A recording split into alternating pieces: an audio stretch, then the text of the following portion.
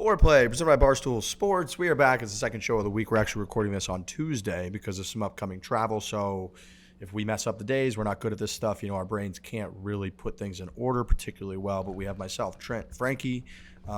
Lurch is not here on this show. He's doing his other job, I think. But we got a lot to get to. We got segments. Frankie essentially called me out for not doing segments, even though we decided, 6 months ago? We did a whole show about segments. I pitched segments. We were going to do segments, and we've pretty much done zero in the last 6 months, which is probably 50-something shows that we've done with virtually no segments. So we've got some segments for this one, which should be very fun. And then we haven't recorded it yet, but I believe we're going to have a world-renowned saxophonist on the show, Kenny G, who I know nothing about whatsoever. I don't know what the fuck we're going to ask this guy, but it was pitched to us, do you want this Kenny G fella who is a world-renowned saxophonist on the show? And we said, absolutely, we would love to talk to this man. So we'll see kind of how that goes. But are you guys excited for segment time or what? Excited for segment time. Also, very excited for Kenny G. Just maybe the most random person you can ever speak to. I mean, the guy, his music and the way that he was able to, I mean, he essentially plays songs with just the saxophone, right? Like Kenny G songs just from the riff of his saxophone. Right. Is it even a saxophone? It's like a high-pitched little thing that he holds out like a trumpet. I'm pretty sure it's a saxophone. And think about can anybody in this room or on this podcast name another saxophone player? No. I will wait. Bill Clinton. Fuck. All right. But he's also very famous for other things, not being a saxophone player. What I'm trying to say is that it's incredibly difficult to, rise above and get Charlie Parker? Worldwide. You're Googling it. No, I'm typing in Kenny G saxophone because it's not a real saxophone. It's a. What do you mean it's a bullshit? Is he a scam artist? Oh no, yeah. I guess it's like this. It's hard to become a world world famous famous saxophone player. You gonna ask him about this, Frankie? You gonna ask him if it's not real? So we haven't talked to him, so we don't know. It is a saxophone. It's just a tenor saxophone. It's like that high pitched one. Means but when you nothing to look me. at it, though, it's like it looks almost like a trumpet. Like saxophones are or at least the saxophones I'm used to are like the big ones. You know what I mean? I think if he brings where this you up go to Kenny, down. he's gonna find it disrespectful. No. Okay. I don't know what the fuck to talk to him about either. What do we think this guy's like? You think he's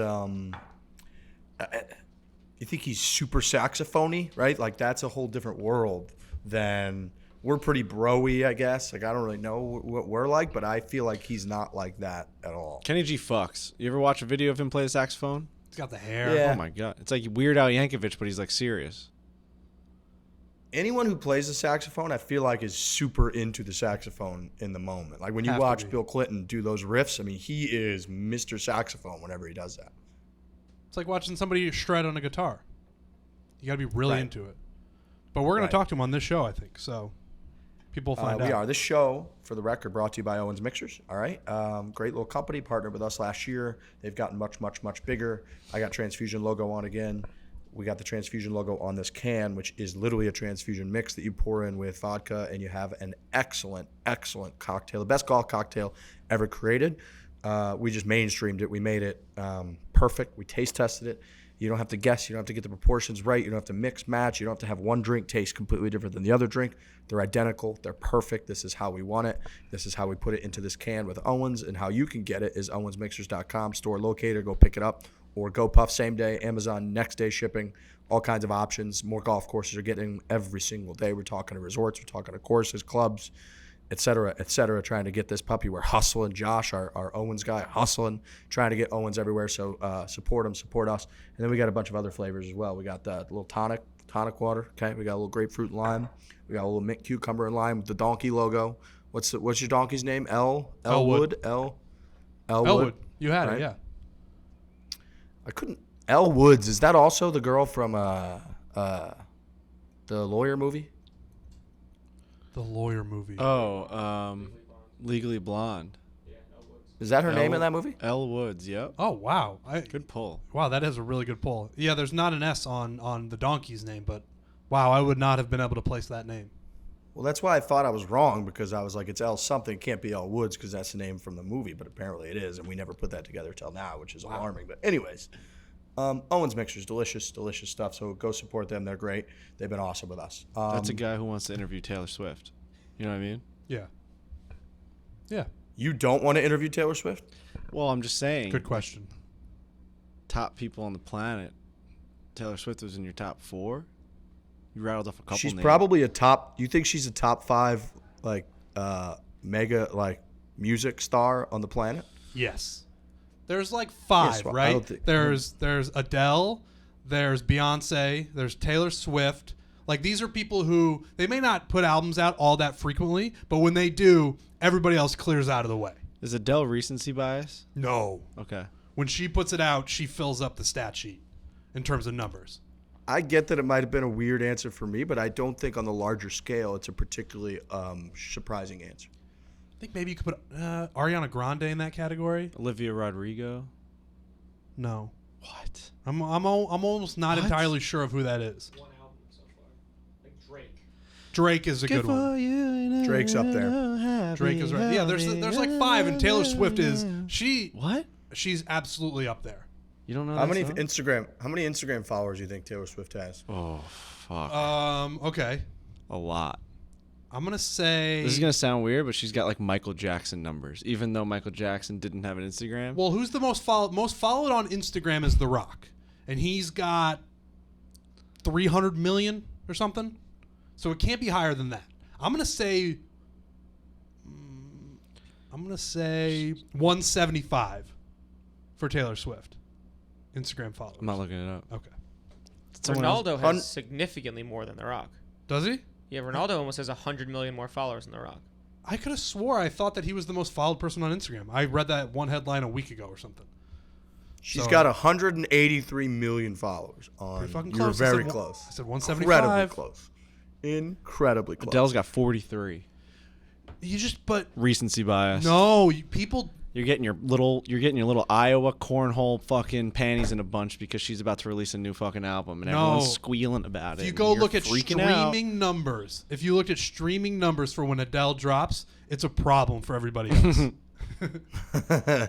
Olivia Rodrigo only 18 million. Yeah, I don't even really know who that Ooh. person is. Good for you. I do know that song, yeah. Healthy. But essentially, what we're saying, I don't think that the Taylor Swift pick is as crazy as Frankie does for rules. Also, again, I think she's a strong, opinionated, independent woman that just would give you interesting answers, and so I picked her. And I also, if we're being honest with you, I recently watched the documentary of hers on Netflix that came out like last year. So How was it? She's top of mind, if you will. It was good. It was very good. Congratulations to Andrew Bryan. So I was scrolling through our Facebook group earlier today. He wrote, "We decided to play Cherries today. Didn't expect it to end on the 7th hole. He got an ace in the 7th hole." Oh, no shit. way. Yeah. Congrats. I wonder if people I are playing know. Cherries a lot. I get a lot of tweets about it. Really? A lot of tweets and a lot of Instagram DMs about it. So I think people are playing. It's a good game. And I noticed, I did see a lot, especially when we released the video, of people that made their own versions of it. So, like, maybe they fixed whatever we messed up or we didn't include, but it is a fun game. That's It the really beer is. pong effect. Yeah. You have like a set of rules, and then you just kind of build off whatever you want to do on your own with your own guys. It's a good game. Do you think there are any big-time sports or games now that, if they were created now, would have some significant rules changes because they just evolved without like anyone really putting a ton of thought and effort into it? The reason that I bring this up is because I'm a big believer of that in basketball. I think like the whole fouling back and forth for the last 2-3 minutes of the game, like I think if they intentionally could think through, they would have come up with a different solution, because I think that seems just like an outlier for the whole game. Like you play, you have flow back and forth, and all of a sudden there's like this loophole where you just foul, and free throws all of a sudden become massive, and it kills the flow of the game. And my belief is that, I mean, it is what it is now. Everybody's used to it, but it as someone who came into a basketball fandom a little bit later, that it's just a preposterous way to play and finish a game, in my opinion. It is a slog at the end when it That's what I becomes a mean. free throw contest. That's what I mean. Yeah, and I don't know how they would fix it. I don't know what the solution would be. Minimize timeouts. What do you mean? Or, like, do it kind of like if they don't use all their timeouts.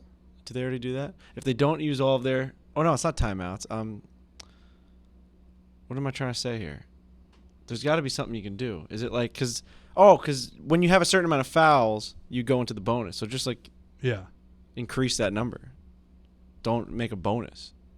But then they're just going to keep fouling more. Just to stop the clock. Like you're not going to send the guy to the line. That was my point. Like eliminate sending the guy to the line. Yeah. Then it's over. Yeah, but then you could just be fouling nonstop, and like that just ruins the entire game of basketball. Because then why wouldn't you just foul someone in general? Because if there's no penalty to fouling, there's really not, like Rick said, there's really not anything like it in sport where like you're almost playing the system and it slows it down.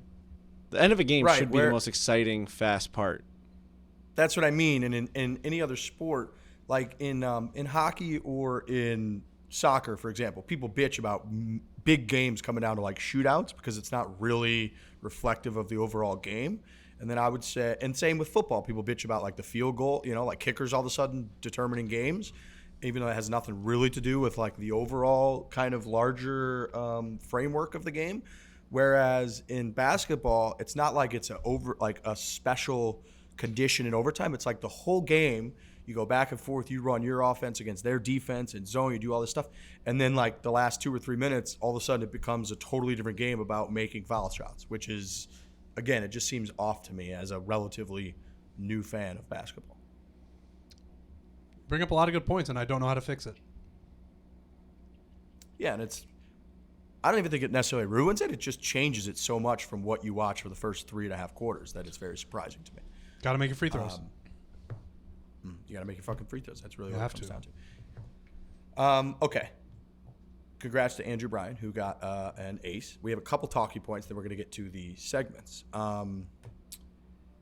Speaking of gambling, I just have to mention that the Chicago Bears got completely fucked last night. Did you guys watch this game last night? Yeah, I saw this. We just talked about this on the rundown. And by the way, we're wearing our Christmas sweaters because we just released them today. You guys are on the rundown? Yeah, we're the on two of us. Yeah.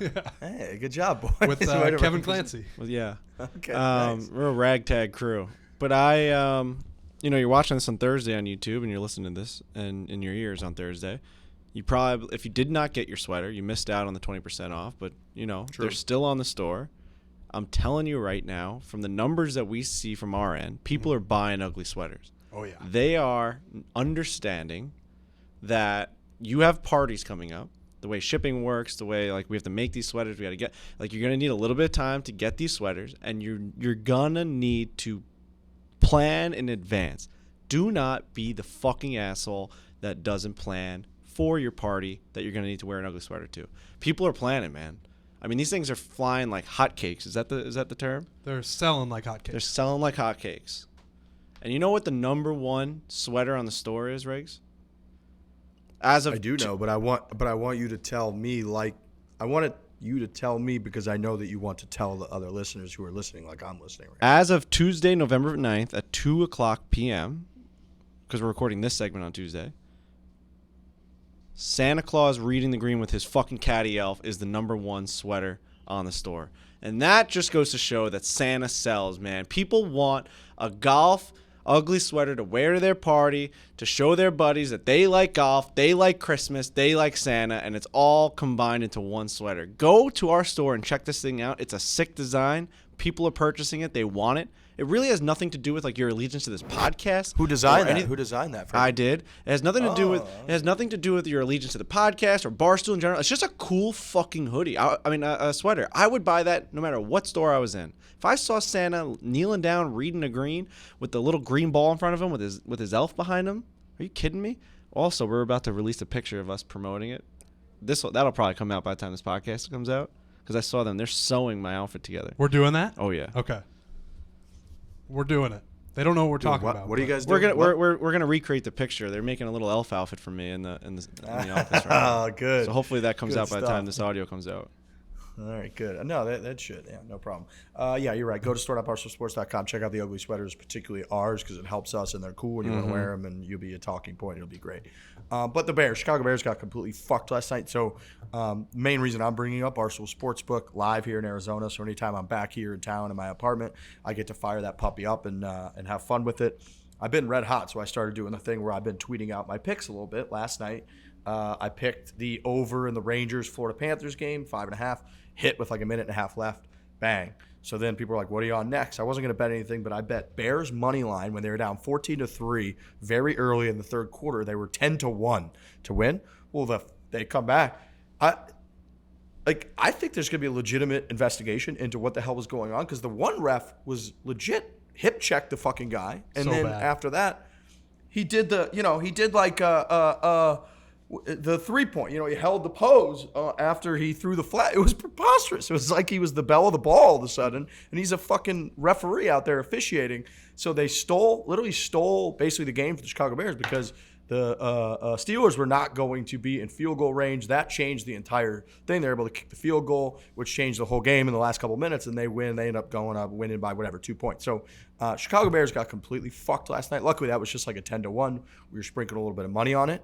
But nothing makes you more infuriated about refereeing than when you start getting into the Barstool Sportsbook gambling game. And I have never seen a team get more fucked than that, to the point where like Steelers fans were tweeting out like, holy shit, I'll even admit that this is preposterous what's going on. So it was infuriating. I feel bad for Bears fans. I do hate the Chicago Blackhawks as a St. Louis person, and I do hate the Chicago Cubs. But in terms of the Bears, we don't have an NFL team in St. Louis. Stan Kroenke can go fuck himself. So Bears, I'm fine with, and they got screwed last night. And so all the Chicago listeners out there, I would like to say, we feel for you, and you got fucked last night. Another thing I'd like to mention, Austin pitch and putt, this thing Butler pitch and putt. So the city of Austin, I was there for a wedding last weekend. Yesterday, 4 of our guys, Joel Damon, Harold Varner III, Pat Perez, and Harry Higgs, did a little charity kind of, they raised a bunch of money playing a Skins game, I think it was Skins, on this little 9-hole pitch and putt par 3 course that's like right in the heart of Austin. And I was actually there on Saturday randomly with a bunch of my family. Every city should have a place like this. We've been really high on par 3 courses on this show forever. But this thing had like, it is Muni Central. It's literally surrounded by roads, and you can see the high-rise like condos and apartment complexes all around you. And then right smack dab in the middle of it, they have like this tiny little clubhouse with just coolers full of drinks. And then they have like a drink truck out there. They had like cornhole. They had a couple TVs under like a tiny little awning. And then just 9 holes packed in that were like 50, 60, 70 yards. One of them was maybe like 105.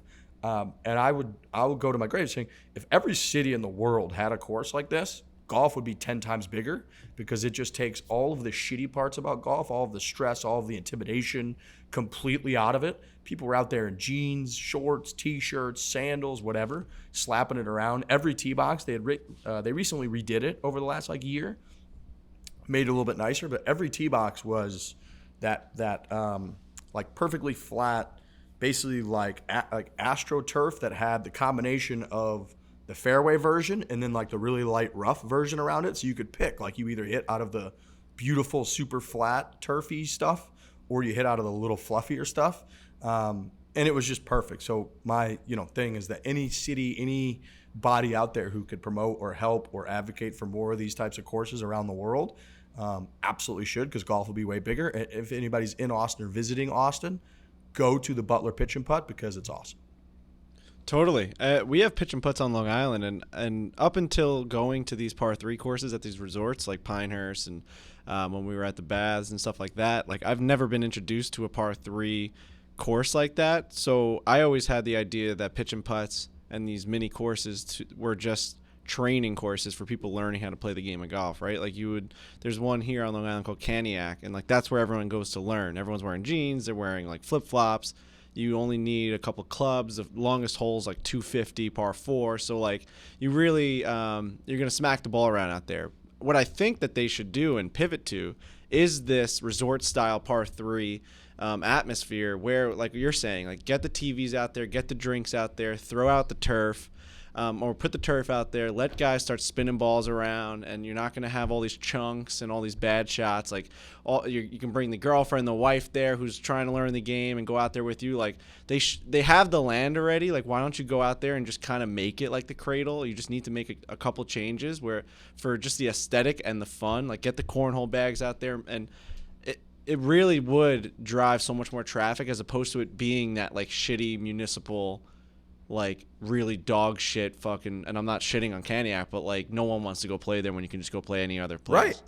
Right. And like this, what I was amazed by, Frankie, was like how little land this little pitch and putt actually took up. Like it didn't take up anything. It was like it almost felt like any little city town in the world could build something like this pretty easily because of how little room it took up. The holes kind of just went back and forth, and they were like a little puzzle piece right in there. And then, like you said, it was, the main little clubhouse, if you could, is like a little shed, but it was like nice and sort of like artfully done to a degree where they kept it simple. They weren't trying to be like fancy. It was just a simple, functional area, but it was like up on the top of this hill where, again, they had cornhole. They had a pretty big little putting green where people were like putting and chipping, and then all the holes kind of like fell off of this hill for the most part, so you could see all around you just golfers everywhere. There were foursomes, sixsomes, eightsomes that were out there just slapping it around. You had people that you could tell had never played golf before in their life, and then you had people like my cousins out there who played like college golf and everything in between, and the greens were pretty diabolical,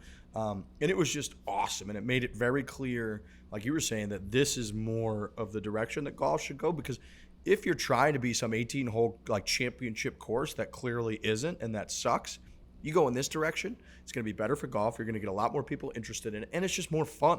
Like if you're going to go play an 18-hole course, like you're saying, you want it to be nice. You're probably going to seek out something that's pretty nice, or it's in great condition. It's got a good reputation. You're probably not going to go to the dog shit spot, so that dog shit spot can stand out elsewhere by doing something like this. And it was just awesome. It was fun. It makes me want to try to like figure out a way to build one in St. Louis, like my hometown, because it just added so much character. It was awesome. Yeah, there's all these simulators going up now, and there's all these top golfs going up now, but we have the land on some of these municipal golf courses, like you were just saying. I mean, it's a no-brainer. I mean, it's already there. The holes are already there. You just got to do a little bit. You got to put a little bit of money into it to change some layout and really just add the entertainment aspect. And I really think, like, dude, an investment group should pick up all of these little pitch and putts around the country and turn it into like the next Top Golf. They really should. It should be a thing where like every single pitch and putt gets turned into whatever the name would end up being. I mean, we should just do this, right? Like, the land's We're just already going to there. do this. I'm not kidding. Like, we're just going to do this. We're just going to find, like, whatever it is, fucking 10 acres or whatever the fuck you need, and just make a sick little pitch and putt in every city in the country. Right, and then it'll be a no-brainer. And then no matter where you are, it's going to be the same thing, but you can style it to the city, right? You can, like, have the different things. You can have the different drinks based off the city.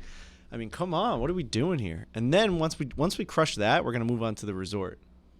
Right. Because we need to make a golf resort. We definitely need to. We're going to make a golf resort too. You're right. That's definitely on our list. I'm trying to showcase this to you guys of the, like, this little truck that they had in there. Mm-hmm. This is where they had like drinks, Oh my God, my cousin has that truck. It's a little Japanese truck. They drive those all around Japan. They sell them now. These things are fucking selling like hotcakes. Yep. And we put a little pizza truck on the back. We put a little pizza oven on the back of that thing. It's the coolest thing I've ever seen. He drives on the right side of the truck. Okay. But he drives it on our side of the road, the right side of the road. So it's a nightmare. He's in the passenger seat driving in the side that we're all driving in. That's got to fuck up your brain. But, dude, he, like, rigged it with all, like, Christmas lights and the fucking wood fire pizza ovens on the back, and he's got refrigeration underneath it. It's all compact, and it's all customized with the logos on it, the Carbonara pizza logo. He's the one that started the Detroit-style pizza at Borelli's. Gotcha. And he's also doing our new food truck, which we just got, our pizza truck, which is something to look forward to for Borelli's. But man, dude, those things are awesome. Yeah, and they're not that expensive, and you can customize the shit out of them to do anything. So that's going to be our thing. Those little Japanese, I forget the brand it is, but the little Japanese cars, those things are fucking great. Dude, little touches like that, it just makes it sends a message of like, no, you're not here to be serious. We're here to have a good time, enjoy yourself. It spices it up. It's so money in the bank. So keep a lookout now for our new pitch and putt company that we're going to create around the country and around the world, where we just do this. We basically make like the cradle, but instead of at a fancy resort like Pinehurst, we just put it in the middle of cities around the country. We might have to cut this out of the podcast so people don't steal our idea. Say 3 years we'll have one up. You think shorter? That's a good. Yeah, I mean, I would. Year and a half. Year and a half. Cut it. Wow. Where would we start? Cedar Rapids, Iowa. You gotta start in a hotbed, right? Like where a lot of our fans are. I mean, Cedar Rapids. so probably Again, not Cedar Rapids. Cedar Rapids, Iowa. Probably not. You know what I Cedar. think a good one could be would be Chicago. Yep. Chicago Right in would the be middle a of great Chicago. one. Any Penn properties? Yep. I'm trying to think. Well, yeah, Chicago Chicago would would be be a good. good one. Yeah, any of our big ones. Philly, New York. Yeah. You're just listing big cities now, which is what we're doing, which is probably a good Cedar place to Rapids start, I would doesn't say. make that list. I don't think. Aura. Aura Ashton provides Kutcher. digital security protection to keep your online finances, personal information, and tech safe from online threats. It is an all-in-one protection from identity theft, financial fraud, malware, scam sites, and so much more. We're vulnerable. That's clear. We're idiots. We're technologically idiots. We don't know what we're doing. Somebody could just rob us blind, digitally, identity fraud, whatever, extremely easily until Aura. Aura is a new type of security service, protects all your online information and devices with one simple subscription.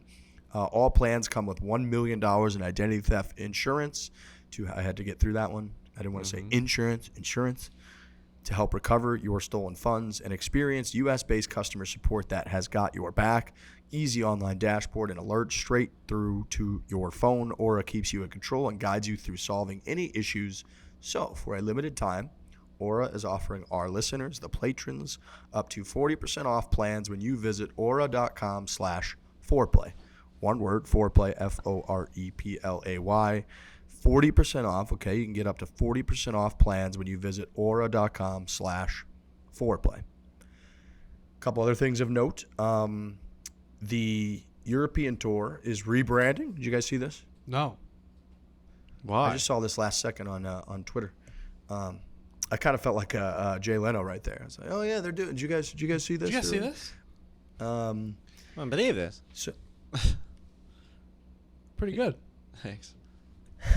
the European tour, starting in 2022, will rebrand as the DP World Tour in a deal that is set to double the total prize money to more than $200 million. Well, first thing I think about is double penetration. What? I mean, what are we talking about? Dave Portnoy. Sure, but the DP World, what is it called? DP World Tour. Holy smokes! And they're gonna have the purses are gonna be way bigger. Is that what you said? So European Tour Chief Executive Keith Pelly said there will be a minimum prize fund of $2 million for each tournament, prize money north of $200 million for the season, compared to $104 million in 2021 and $70 million in 2020. What does the DP stand yeah. for? Double penetration, I think. I Yeah, I mean, think come that's on. what they did. That's the, They decided that's what they were That's- gonna do. They wanted to make a splash. We're talking 2 penile and 1 hole. That's what they just rebranded to. And honestly, the European Tour was already branded perfectly. The European tour. It's the tour over in Europe. That's the one that those guys do over in Europe. There's a tour of golfers. They play in Europe. It's called the European Tour. There was a very easy way to distinct which tour they were in. Were they in the PGA Tour over here, or were they in the European Tour? Now you don't know what the fuck's the what is it called? The DP World Tour. Doesn't feel right. Doesn't feel real. I'm trying to find what DP is. DP World, a provider of global smart end-to-end supply chain and logistics solutions, headquartered Oh. in Dubai. Just So they nothing. sold out. Well, they did sell out. Yeah, it's like this is the person that they're going to represent, and they're going to give them a bunch of money to do that. That's I like the already PGA missed the European Tour. So that's I like the already PGA missed Tour rebranding to the Heineken Tour, or something like that. Yeah. Okay, Yeah, that's fucking pathetic. they got great social media though. So They do, but you're gonna name your tour, your league. Oh, it's not the Major League Baseball league anymore. It's called the Pampers Body Wipes League. What are we talking about? Do you think eventually everything will go that way? I don't know. Like- I've never heard of a league being sponsored. they Have started you guys? doing it. They first started doing it with stadiums, where Have you it's ever heard a like- league being sponsored? I'm sure I have. Yeah, like the fuck. I Well, can't. I wouldn't say leagues, but like in golf tournaments, like big tournaments, right? Like, and you haven't seen it yet on the PGA Tour, but I think eventually you will. But like the LPGA, they have like their major tournaments are they have sponsors, like the British. Is it like the AIG Women's Open or something? Yeah, I've seen that. I was thinking of, you'll probably know what I'm So- talking about. The Do Tour. Skateboarding. That's what I was thinking of. It's a Mountain Dew tour. So if you're a professional skateboarder, Uh-huh. your league is the Dew Tour. Yeah, the Mountain Dew tour. That's the old. Okay. What about like the AT&T? It just reminds me of Dan Soder, where he's like, he didn't know. There's that joke that Dan Soder says where he says, I didn't know that anyone that I grew up with had an accent until I watched the X Games. Oh, yeah. I want to shout out all my sponsors. You do Mountain that Dew. voice yeah, that's right. It's the Dew tour. And that one's old. That one's been around forever. But that's the only thing I could think of. No, I don't think the four major sports will ever do that. I mean, and I feel like I'm in the money on that one. Like, I feel like it would be an extreme upset if the National Hockey League turned into the New Amsterdam League, right? Or something. There's just I'd no way. say the major four are pretty safe. They're pretty safe. I mean, they've been through world wars. I think that they can get through anything. I think someday we'll see it. No way. Nope. I'll The be sun a will long time, explode. but I think someday we'll see it. The sun will explode the day before. Yeah, but people said that about putting sponsorships on jerseys. Sponsorships. But that is teams make money in every way they sips of, can. The I could my tongue is Drinks. twisted. sponsorships. My tongue is I'm gonna twisted. tuck you to bed and read you a nighttime Want me to story. Hey, I'm not the one with little sponsorship assholes on here? fire. My asshole is on fire. We'll talk about that later, though. Wait, I think we have to give a we warning will. before I start talking about that. I think we'll see it. I know it sounds crazy, but if a sponsor comes to, the NHL and says, like, we'll give you $1 billion over 10 years to just be called the National Car Rental, I think there's a day when they say yes to that. Nope. Can't. It is what it is. That's why it's stunning that the European Tour did this. Like, that is what the tour, like, the European Tour is the European Tour. You can't change the name of that. That is what it is. You then get Double penetration world you tour get now, Frank. you get DP World to do something else, whether it's their championship over there. Right, you think you could bring it into the fold in a different way as opposed to representing the entire tour. Maybe I'm just a sick puppy, but every time I hear DP World, I'm picturing nightmares. I mean, I'm picturing just, you know what I'm saying. I know, yeah. You know? No, I've been on the You internet. said- Just, Same. it's like two people trying to enter a door at the same time. I've scrolled the same websites you have. I've been on unsavory websites before, Frank. Sometimes you just can't avoid them when you're going through those puppies. We went through this same conundrum with the Barstool Classic. It was originally like, are we going to offer up to potential title sponsors? It would just be the Truly Tour. We eventually were like, no, like we're going to do Barstool Classic presented by Truly. But it was the same conundrum. It's like, well, if it's going to cost X amount, are we crazy to turn away the money? But then is the branding of it, watered down because we don't have our own title? So I get it to a degree, but I didn't even think about the fact that it does go from its own historic title, the name of the league, to they just threw it away to a sponsor, the DP World Tour. Major leagues will never do that. They can't. You They can't. can't, dude. They'll never do it. It'll never be. I think they will. I think they will. Major League Baseball will never be the Budweiser League. It's just, it's over then. Then it's over. It's over. The league is over. That's that. They have that like Cactus League, right? That's like the spring training. That's the name for the spring training division. I feel like in for baseball for like the Western teams, the guys that play in Arizona.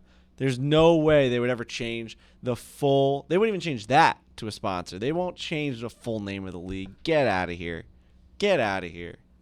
No I think the more you talk about it, the more you're convincing yourself that they actually. No, I I can can't barely believe- even formulate a sentence because it's so stupid. I can't believe we can't believe that the European Tour did it. Like, that's a stupid thing to do, in my opinion.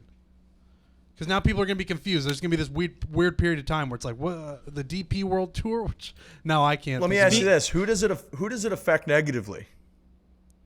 the league. I don't care how much money they got. I'd rather them not. I'd rather them. All the cease players to are going to exist. make more money. All the players are going to make more money. The league's making more money. The DP double penetration company is getting more exposure. So who's it affecting negatively? Us, I guess. Yeah. I think it negatively affects the league over a long period of time. You lose the history. You lose what it is. Its identity. They've lost their identity. Or we'll just call it the European Tour forever, and it's just an absolute waste of a fucking name. Like there's no way anyone's going to call that the DP Tour. Maybe, obviously, in 20 years, people could be used to it. But that's just a goddamn shame that it'll no longer be the European Tour. And then what happens when, like, DP World just goes out of business and they can't afford the name rights anymore? Are they just going to change the name again? It's just going to be I don't know that Dubai. I feel like Dubai can't go out of business. Like Dubai just had, they're printing money over there. Speaking of double penetration, I want to give people the chance to be able to turn it off if you don't want to listen to this, right? Maybe a 10-second buffer of me just warning you. Yeah. It's very I'm nice about of to you. talk about some nasty shit. Yeah, that's safe. Yeah. Has enough time passed just now? Yeah. Do you have a guesstimation as to how long this will go so people can skip forward to post your discussion? I'll try and keep it to 1 to 2 minutes. Okay. So 5 minutes. I'll try to keep 1 to 2 minutes. Basically, yesterday we were on lowering the bar with Vibs. And, usually it starts with something simple, right? Like all these shows start with something simple where you put your hand in something gooey or you touch a tarantula and you're like, what is that? Is that a lollipop? And they're like, no, it's a fucking human ball sack. And you're like, and everything's all funny. But now I think he's gotten so many views and it's been for so many weeks. He does it every Thursday that now it's like, can we kill these guys? It's like, can we put something in their bodies in front of them that they just drop dead? And that's what happened yesterday. That I almost died for the sake of lowering the bar by Vibs. And I know I'm already going long. It's not going to be 2 minutes. It's going to be 10 minutes. No, you're doing good. Yesterday we ate the one chip challenge. Yeah.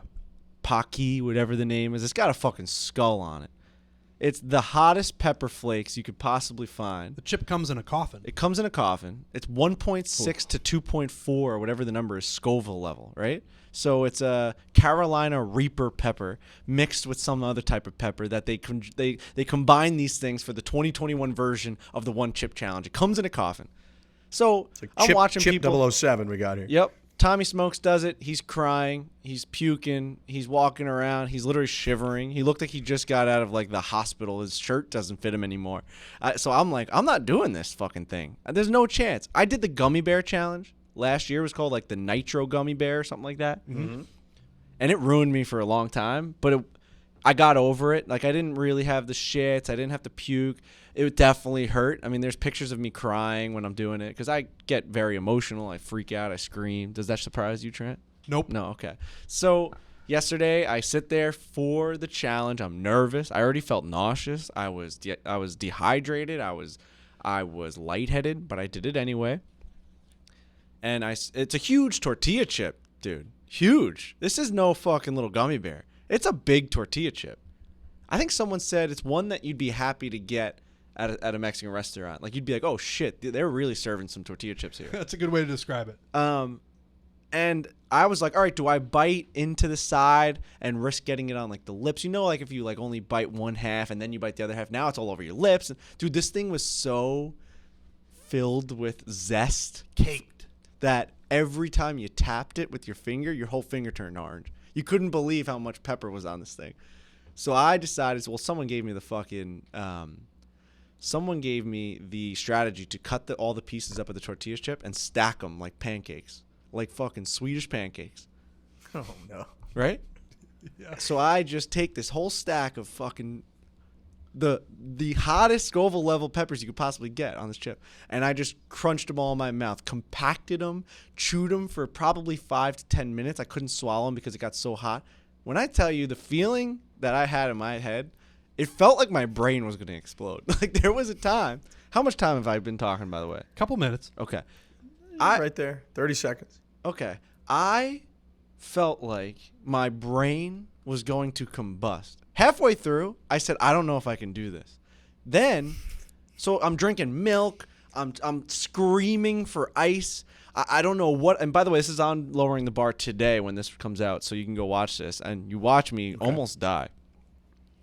To the point See, where I knew the result, but I didn't know the process. It's almost like I'm watching a prequel right now. I'm drinking the milk. I'm freaking the fuck out.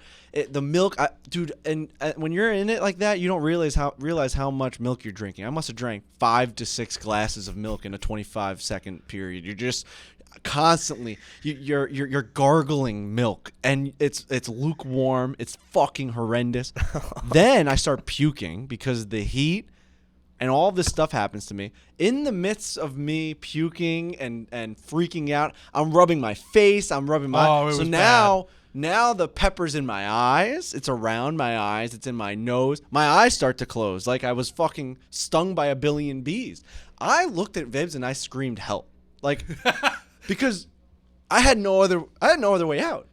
I thought death was imminent. I really did. It was one of the first times, maybe the first time that I've seen Vibs get nervous about what was going on. Like, normally he knows it's going to be okay. Like, we freak out because something's really spicy or whatever. I saw legit concern in Jeff Vibbert's eyes that Frankie was going to die. And you'll watch this video. I know I'm over exaggerating a lot of the time, and I know that I'm over the top and I'm crazy and all these things. My reactions are insane. That's just who I am. But when you watch this video, you're going to know that this was not fucking fake. I puked 10 times. Like massive amounts of puke came out of me. I couldn't control my body. And I think I'm fucking allergic to that pepper. I mean, I think everyone is. Everyone has a reaction. It's like, get this out of my body. Yours was worse than everybody else's. Bro, my though. face blew up. I looked like Shane Gillis. Right, you looked. It appeared like somebody beat your face in with a crowbar like 12 hours ago. Well, Can what's the potion? What's the potion? The polymers potion. What does Harry take to not look like Harry when he's in the woods? Polymers potion. You're not going to get that out of me. Is it polymers? Polyjuice. Polyjuice. The polyjuice. It potion? says polyjuice potion was a potion that allowed the drinker to assume the form of someone else. Right. So I don't know if that's so. That's when that's when Hermione became the cat by accident, right? So I'm trying to think if that was the same potion that Harry took when he was in the forest, where he looked like all like demented and his like eyes were all swollen. That's what I looked like. I looked like Harry when he was in the fucking forest in Deathly Hallows. I think it was part 1 or maybe part 2. Do we have I'm any looking answers? it up. I got a good picture right now. Trying to get it in front of you guys, but I can't get it Do from you my have the computer potion to name? this. I don't know if it was a potion, actually. I think it might have been Hermione did it. It wasn't a potion. I think it was a wand thing. A spell. Oh, here's a good one. Hold on. What do you have on your phone? You know what I have on my phone. No, you can't, dude, bro. I can't have that. Okay. You know? I can't. Is it like this one here? No, dude. I'm telling you, bro. When they're in the forest and Kind of looks like your face, though. Kind of looks like it.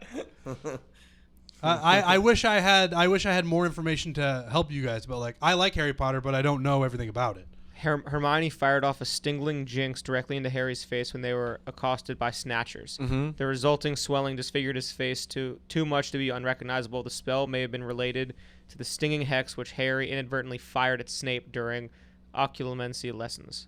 Okay, that's what happened to me. All right. Dude, I looked exactly like Okay. Harry in that scene. My eyes started to close. My lips were exploding. This isn't even the worst part. Let me tell you yeah, guys. that's right. This isn't even the worst part. All right, I'm walking around the office. I'm feeling a little bubbly in my stomach. Everyone's talking about, oh, wait until it comes out of you. If it was that bad going in, wait until it comes out. No, When I tell you guys what happened to me last night, I'm sitting there. I'm laying down, watching fucking Monday Night Football. I'm just having a grand old time. I'm talking about what happened to me today. I got the lady next to me, the new fiance. I'm like, we're talking about everything, and I'm like, oh, I'm like, holy fuck, something's coming, right? It was like a demon was marching to my asshole. An angry mob with Don, torches. don, don, don, don, don, don, don, don, right to the rim of my fucking butthole. And when I tell you this thing came screaming out, dude, I'm sitting on the toilet and I started yelping. Ah! I'm like this, and I'm standing up. I'm shitting. Dude, I had to lift the toilet seat up because I needed more room to be able to move around.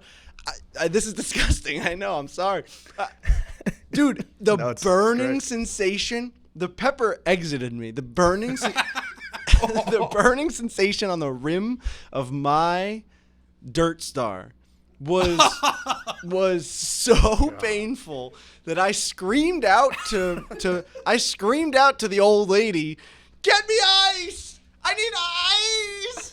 And I'm screaming. I have the shower on. The shower's on as cold as possible. I'm sticking my ass in the shower as I'm still probably A shitting. giant bidet. Dude, then I get the ice. She opens the door. I have no clothes on, and I'm like, "Get out of here!" I'm like, "I'm a monster." You can't see me like this. I'm a monster. Not before you walk down the aisle. Now I have ice cubes that I'm now penetrating myself with. I am taking ice cubes and I'm sticking them up my asshole with my finger still attached to them. Never in my life have I ever felt anything like that. Dude, it felt Imagine like if you were one of the people that fast forwarded 5 minutes. And you just came That's into exactly that what I was part. thinking. Somebody from 5 minutes just jumped in like, I was told that this was going to be over, and now I'm hearing about dirt stars. I was lied to. I'm I'm going to finish it now, and all I'm going to say is it felt like the bottom of my body was melting. It did. It felt like it was melting. And I've had like stomach issues for the past couple months where like I can't get my stool to the point where I wanted to get it. I think I'm eating too much shit. I'm eating too much Chipotle. I'm eating too much Moe's. I'm just not like, I'm not healthy right now. So that mixed in with this demon pepper that came out of me, boy, oh boy, was it bad. And it happened all night long. All night.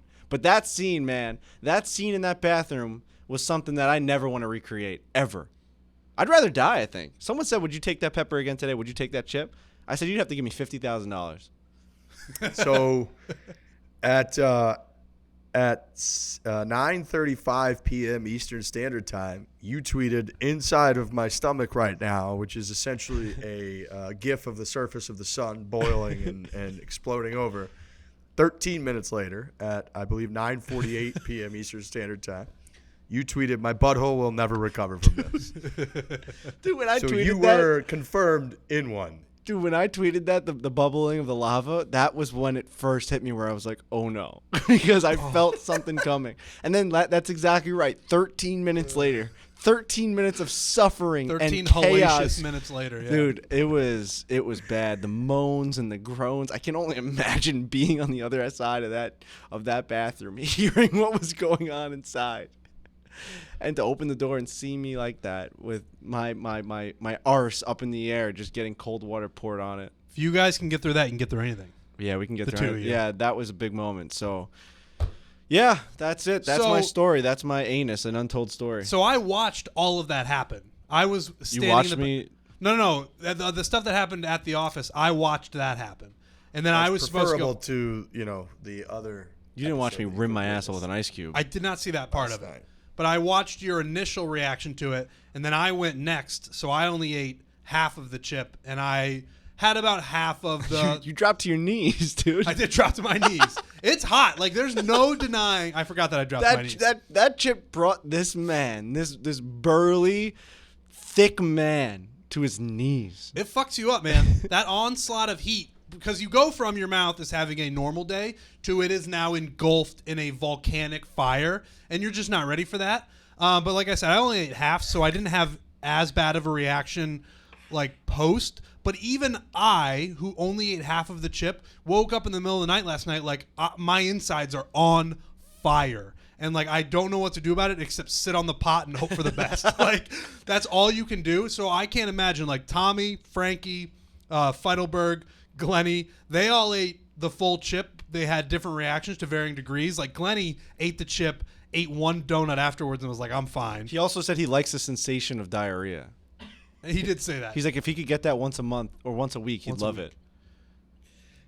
So our guy Garrett, who's our meme guy, horrible name, great guy. He just put that together. Yeah, that's it. That's it, dude. That's it. I look exactly like him. Fuck. Scary how much I look like him. That's the Harry Potter thing. Yeah. Dude, it's bad, dude. Yeah. Yeah. I mean, And I was screaming. screaming. I was screaming for my life. I shouldn't even bring it up, but I have a picture on my phone that Frankie will not allow me to share or show anyone. I mean, it's okay. just an I think that's unfair. fair. That's fair. I've already tweeted out the pictures. I'm the one, and then people saying I'm balding, but I had hat hair. I'm not balding. I was not balding. I'll show you. I'm not. If I just move the hair around, I just have a cowlick. You got nice hair. Look There's at no the bald plug. there. Is there any balding? No. You got Thank nicer hair than you Did lead you guys on. know with, it- usually Did you guys know it's called a cowlick? cowlick. Really? I thought it was a cowlick, but that's on your hands. Callus. Callus. I always thought it was a Yeah, cowlick. callus. You got calluses on your hands, but cowlick. But you say it cowlick, right? Not like cowlick. Yeah, but when I went to go spell it out, it's cowlick. Yeah, but you just shorten it. Yeah. Calic. Yeah. All right, that's story time. I'm sorry to everybody. Listen. If you want to come here and listen for golf talk, you're going to also get some bleeding anus talk from Riggs during golf trips. You're going to get some explosive demon diarrhea out of me. It is what it is, man. This is just our lives. It's our podcast. We get to talk about our Right. lives however This show much is we want. it's about us. True. It's not Yeah. about golf. It's not about the PGA Tour. It's about us. And it's foreplay, and you can look into that however much you want. So when Frankie eats a demon chip, he's going to talk about I'm it. going to talk about it. I'm sorry. I don't apologize to apologize. nobody. You could tie a lot of things into that episode. Foreplay, a little foreplay going on with your anus, and then bam, you got the full experience. First time I really stuck anything up there too, which is crazy. How'd you feel? Well, it was a sense of relief, so it felt great. Could open some doors. Who knows? Nice ice cube. What's next? Fit. Black Rifle Coffee. God. This show sucks, dude. Fuck, man. Dude, what is this show, man? I don't know. My dad listens to this show, man. Oh, yeah. And Riggs' mom listens to every episode. Oh, shit, dude. Bless her soul. She's a sweet lady. She just had a birthday, She, Happy birthday. I'm sorry. Her and my sister, happy birthday to them. But no, they get a good kick out of you. They think you're very funny, Frankie. I'm sure they're going to enjoy that. segment. Yeah, I guess my parents and sisters don't listen, but they like you more than they like me. For the most part. I really just hope people realize that I didn't try. I didn't try and freak out like that because I think I just got a text from Tommy saying Casey Smith took it and just said nothing happened. Really? So and I don't want to be compared like, oh, Frankie over exaggerated. Listen to the noises that I puked 10 times. You can't control vomit. I can't just vomit to be dramatic. I don't know how to do that. No, and that's when I knew too, because you're animated. Eccentric. You're an animated person, and that's just part of your personality. But when you are actually throwing up into the garbage can, that's when I was like, oh, he's actually going through it. You can't just pretend and fake that. I mean, you can, but not in the. You'll see the video. You were fully in it, and it was just going horribly. 2 to 3 minutes. How much did I said it was gonna be 2 to 3 minutes? Probably. 17 minutes. All right. No way. Yeah, bro. My time right here. It starts Frankie asshole talk. 3:15. 35. All right, we have a foundation point now. Right. It's like how where much. It's like how much gravity is on the moon. It's like it's kind of like a concussion test. Now we have our baseline. We know going forward if we think something's going to be 2 minutes, we're usually about 8 to 9 times longer than we think. That sounds about right. I said 3 minutes and we went 17. Yeah. That's also a good look behind the curtain that we don't realize how much. I felt like 5 minutes. It did. True. It did. I guess when you're in conversation, and I always get this, and this is with all of our fucking, all these trolls that talk about the podcast when they're like, you gotta let other people speak and stuff. When I'm having a conversation like this, I don't think about how much time has passed. You know what I mean? Or how much people are talking. That felt like 4 to 5 minutes just now. 17. I agree with that, and I would say, excuse you. Was that a cough? Or That was a sneeze? cough, yeah. Yeah, I guess I don't say anything then. It reminds you when you're at a bar having a drink with somebody, and you're in conversation, 3 hours goes by in no time. Yeah. You feel like you covered one topic and you kind of go back and forth chit chat. So I guess it makes a little bit more sense. It's crazy. Black Rifle Coffee. I think that's a really good way to segue from your asshole into some segments. Black Rifle Coffee is a company that is veteran owned, serving premium coffee to people who love America. Veteran CEO and founder Evan Hafer spent over 7 years on the ground overseas with U.S. Special Forces and as a CIA contractor.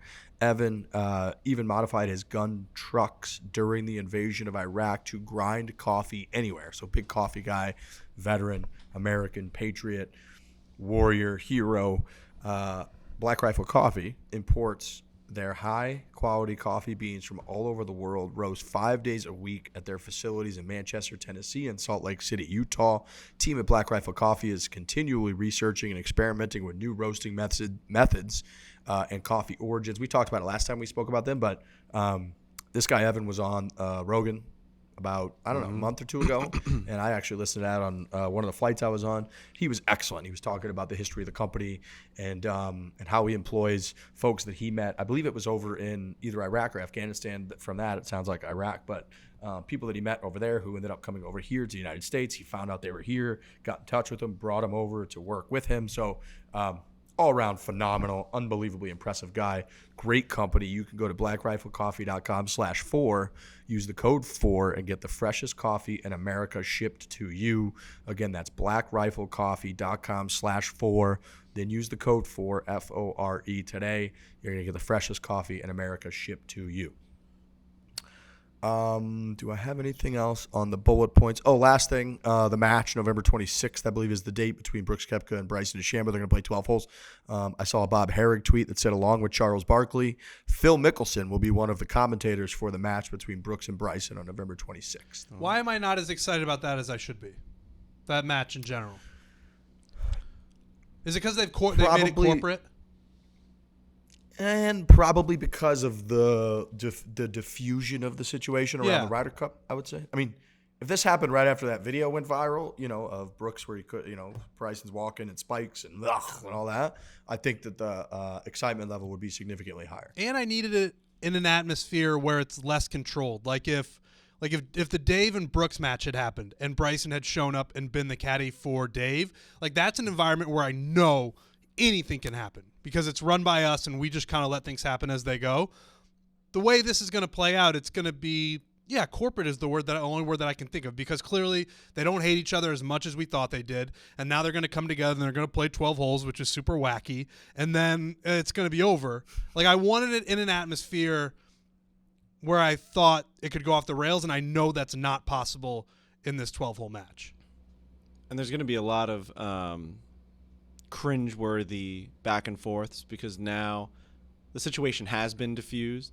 So to drum up some sort of controversy, quote unquote, or some sort of bad blood within the match, they're going to say stuff about his abs and his championships and his PG, you know what I mean? It's his US Open win to his 2, and it's going to be a lot of... It's not going to be real. It's going to be kind of bullshit, fluff, chirping, and whatever. Let me ask you this. Do you think... So let's say Bryson and Brooks in the court of public opinion right now, let's say they're both at neutral, 0.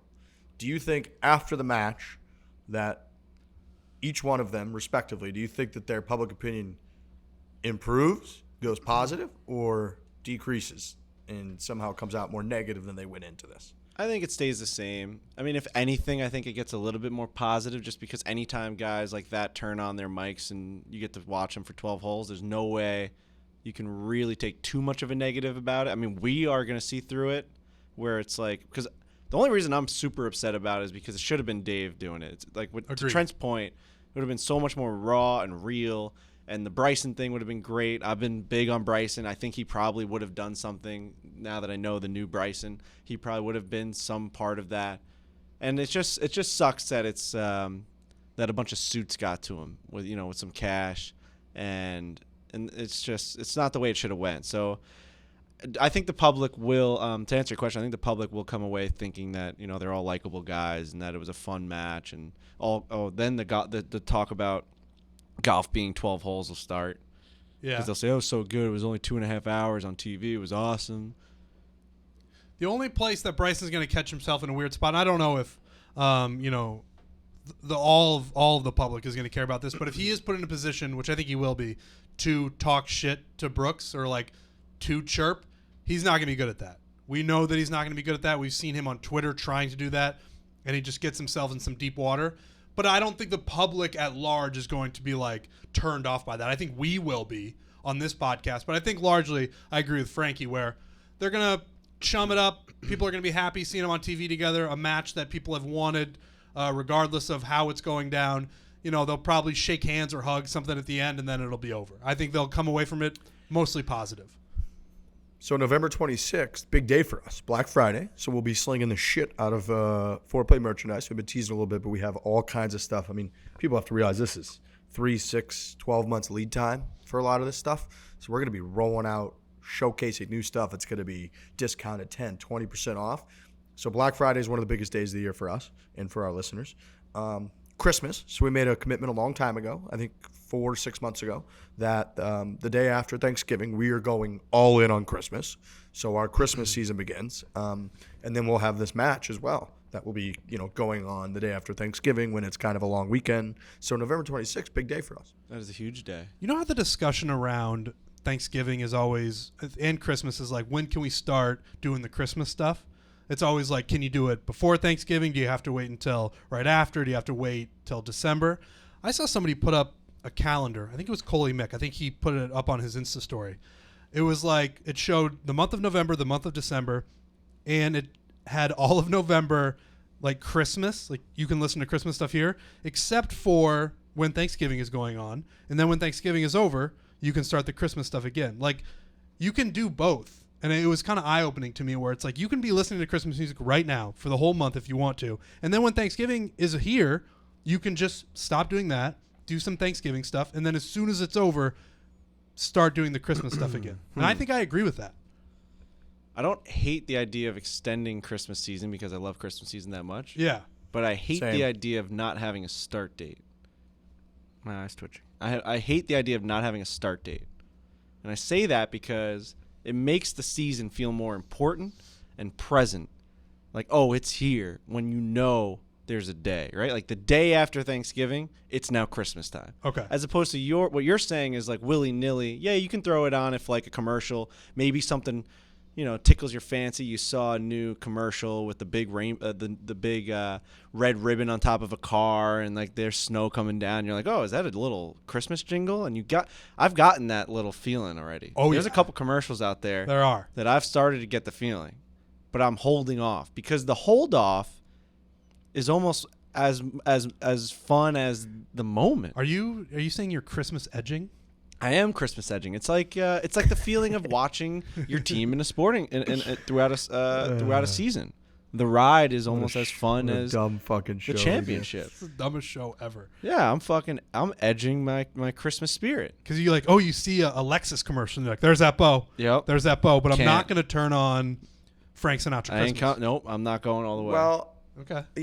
my dad sent, we have a family group text. My dad was out with my nephew Robbie, which is his grandson, yesterday, takes him swimming. So they do swimming lessons all the time. And my dad was describing the whole day and how great it was. And then he said the bad news is that they were blaring really loud Christmas music already.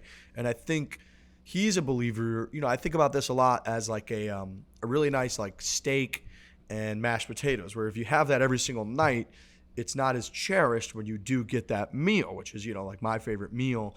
And I think you could look at that the same way with Christmas music, where it's like, or even the whole season of Christmas, where if the whole year is Christmas, then you're not that excited for Christmas.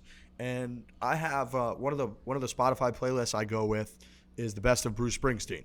And occasionally what's on there is Santa Claus is Coming to Town live at, and when it comes on, I immediately have to fast forward almost the whole year because I'm just like, I can't go from Bruce jamming out to like Santa Claus is coming. I can't be in that mindset. So I think a start date is key. I think you're absolutely right. You got to have a point when we could jump off and sink your teeth in and just be Mr. Christmas, Mr. Santa Claus, Elf, all the way through December, 26th. Otherwise, you kind of lose the excitement. All right, that's fair. I was trying to have my cake and eat it too with my version of it. So, but I actually agree with what you guys are saying. There needs to be a start date, and I think for me, and again, this is the argument that everybody has every single year. But I think for me, it's before Thanksgiving because Thanksgiving to me is fine, but it's a road, it's a speed bump on the way to Christmas, in my opinion. When do you think you can hang Christmas lights on your house? See, that's Now. an interesting one. I think you have to start. Agreed. You have to look at the weather, and I think this year you're going to be super lucky where you can definitely do it after Thanksgiving. But there are certain times where it's like 2 degrees out or 20, let's say 20 degrees out at the end of November, and you're like, fuck, man, like my dad's going to go out there by himself and put out Christmas lights. So I think dads like to look at the weather and be like, all right, it's late October or early November. It's a 60-degree day. We got to knock this out today because we're not getting another one of these. You know what I mean? It's definitely changing this year. Like this year, it's super nice out. Like today is 66 degrees in fucking New York City. Yeah. It's psychotic. So a lot of them are going to have that chance now. But I remember just growing up, like, and helping my dad with all that stuff. We would just find a day near Christmas season that you could go out, run out there, get all the boxes. It was fun. I once time-lapsed us do it, and I put all Christmas music to it. Oh, no, I didn't. I did the yakety sax music to it. And it shows us running up and down the house, going up the fucking ladder. We have a huge tree out in the front, so it's like going around that. I fucking love Christmas time. Dude, my dad actually, we couldn't get to the top of the tree. He and this is just like, I would never think to do this, but he took and he still does this. He takes the pool skimmer that has super long extensions, and he takes that, right? And he takes a wire clothes hanger and unbends it so that it looks like antlers, and he puts the fucking end of the lights on the one end and uses it, goes to the top of the really tall 20-foot tree, however tall it is, and then somehow gets it to like sit up there and then walks around the tree and it starts to go. It's fucking insane. I would never think to do that. Like, usually you got to go up there, you need multiple people. It was his way of doing it when I was in the city and I wasn't home. It's amazing. It's handy, crafty. And he's not crafty with anything else. He's going to love that. He's crafty with, like, ideas like that, though, in terms of, like... Sure.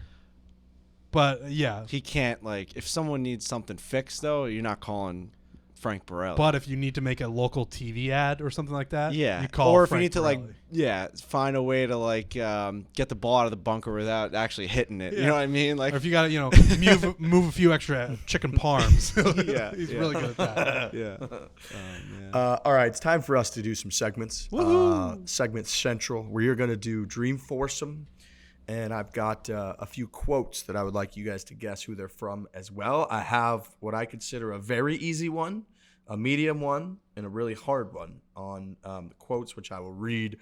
Segment Central here is brought to you by Dude Wipes. All right, Dude Wipes, you got to quit shitty, scratchy toilet paper and switch to Dude Wipes. Somebody on this very show could have and probably should have used Dude Wipes to fix their situation the other day, maybe more than anyone's ever needed Dude Wipes in the history of the world. I agree. I do have to clear my throat. Ever since I laughed before. Hold on. Oh, man. Ever since I laughed before, really just like I haven't been able to swallow. Okay. We want you to be able to swallow, Frank. Dude, I know I'm a swallower. Dude Wipes, and that's just such a suspect thing to say. I do like to swallow. We out. all are. I would say we're all I'm swallowers. a huge swallower. That's just a fact. I swallow. Do you swallow? I swallow all the Of course. time. If you don't, you're dead. I Every day. would have loved to have Dude Wipes. I ran out. Not only did I run out, I had them in my golf bag. That's where I keep my Dude Wipes. And that's where everyone should be keeping their Dude Wipes that listens to the show. You need to have Dude Wipes in one of those pockets just in case you run into a situation. What if this happened to me on a golf course and I had to fucking do this in the woods? I would need Dude Wipes to be on me. So, yes, I would have liked that last night. I didn't have them with me in the bathroom. Mistake? Yes. Lesson learned? Yes. DudeWipes.com. Okay, code 415 gets you 15% off. Now, would you go try to clean up a mess or a stain on a plate with just like dry toilet paper or with dry paper towel? No, you would have like a nice, wet, functional item to clear that off. The same goes for your body. You can find everything that you need on Amazon or Dude Wipes at Walmart, Target, nationwide, or again, you can go to dudewipes.com, use the code 415, FORE15 for 15% off your entire order. First segment we're going to do is Dream Foursome. Now, as you may recall, when I pitched this to the fellas and they greenlit it, this is what we're going to do is we're going to pick a category. And then you are one of the people in the foursome. You must pick 3 other people from the category or 3 other items, things, whatever the category is, to round out your foursome. And it's really up to you. It's incredibly ambiguous. You are able to interpret the concept however the hell you would like, but you do need to consider how the different people in your dream foursome would go together? Are you looking for, jolly Christmas time, holiday spirit? Are you looking for a little rivalry? Are you looking for a little bit of both, some weirdness? Whatever the hell you may want to consider for your dream foursome. We debated back and forth a little bit. Should we do just Thanksgiving since it's November? I think we're going to hold off a week or two until it's closer to Thanksgiving. And with Succession kind of going full steam ahead and Sopranos and these other, TV dramas that obviously get people hooked with streaming and binging and all that, we're going to do Dream Foursome TV drama characters. Now, I don't know who should go first, but I do think that we should allow each person to reveal their entire foursome so they can then explain a little bit why, and then we can react to it. Trent can go first. You want me to go first? Sure. Okay. It looked like you wanted to go first. I mean, I have names in the notes app right now. Same. So I wonder how many of us have the same names. I would be I surprised. know. I consider. You think we'll have the same? That too. I think we'll have at least one of the same in all of ours. Okay. So, all right, I'll go first. The first person in my dream foursome is Hank Schrader Wow. from Breaking Bad. Okay. I think he would get very into it. He just seems like a guy. Everything he's into, he's very into, and he would be big on the jokes. He would really love all that stuff. So I thought he would be a great member of the foursome. Second one, and nobody's gonna have this one, is Jimmy McNulty Okay. from The Wire. He's a party guy. Yeah. If you watch the show, he parties a little bit too much. I actually don't know The Wire, but I know Jimmy McNulty's character. Really? Like I've heard the name, and I feel like I've seen the references of Jimmy McNulty. He's a great guy. Well, he's questionable at times, but he is a good guy. And those first two that I named, they're both officers of the law. Jimmy McNulty's a homicide detective, and Hank Schrader is a DA? Yes. No. Is that what he is? Yep. DA? Yeah. Okay. Hank Schrader, by the way, was on this podcast. That's right. He was on this podcast. Another good reason, so he's clearly a golfer in real life. So I think those two would get along. And then my third one, he might not get along with these other two because he is on the opposite side. He's a criminal. Paulie Walnuts from The Sopranos. He's fun. Good jokes. I think he'd blend. Once they got past like, all right, you break the law, you're a member of the mob, and we are, I'm a DA agent and a homicide detective. Once you get that little stuff out of the way, I think they would all have a very good time. Paulie Walnuts, again, a guy who's in on the joke. I feel like he would love the golf jokes.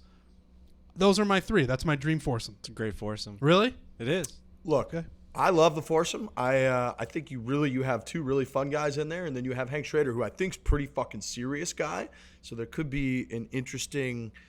Maybe you guys can loosen him up, but you'd probably be able to get some interesting stories. Like I like the foursome. I like all the characters. I'd be really interested to see how they mesh for 4.5 He is hours. really intense. Hank Schrader is intense. Super intense. But he would be the type of guy who would like wear he'd be into the outfit. He'd want like a matching golf outfit. And then once you get him there, you get a few soda pops in him. I think he would relax a little bit. And I think Paulie and Jimmy would help with that.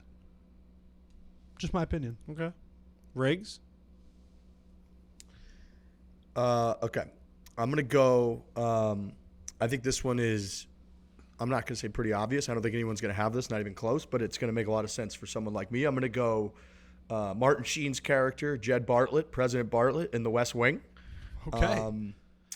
I began my career at Barstool Sports covering elections and politics. I'm clearly into that kind of shit. I'm more into, I would say, campaigns and everything than I am true kind of governance and all the back and forth and bullshit that goes on. And Martin Sheen's character in that is incredibly witty. He's incredibly sharp, and obviously he's a president. So the whole idea of like having the stories and the gravitas of the presidency, I think, would be very cool. Probably my favorite character that I came up with is Benjamin Linus from Lost, Holy shit. Holy fuck. who is an absolute crazy person and one of the most manipulative. So in theory, I thought he'd be on my team, and I think he'd be great to get under the skin and rattle the cage out of the other guys. And seeing him interact with any human being whatsoever in any environment whatsoever would be incredibly compelling. It does immediately launch my foursome into like I'm rooting for chaos. Like Right. You can't have Ben Linus there and not have it be pretty problematic overall. So my foursome went from super fun to like holy fuck, what are you doing? We got to keep an eye on that. The marshal's going to be all over. This would be kind of a problem. And then my last one, I don't know if this is going to be a violation because I don't know if it's considered a drama or a comedy, but I had to go Ari Gold from Entourage.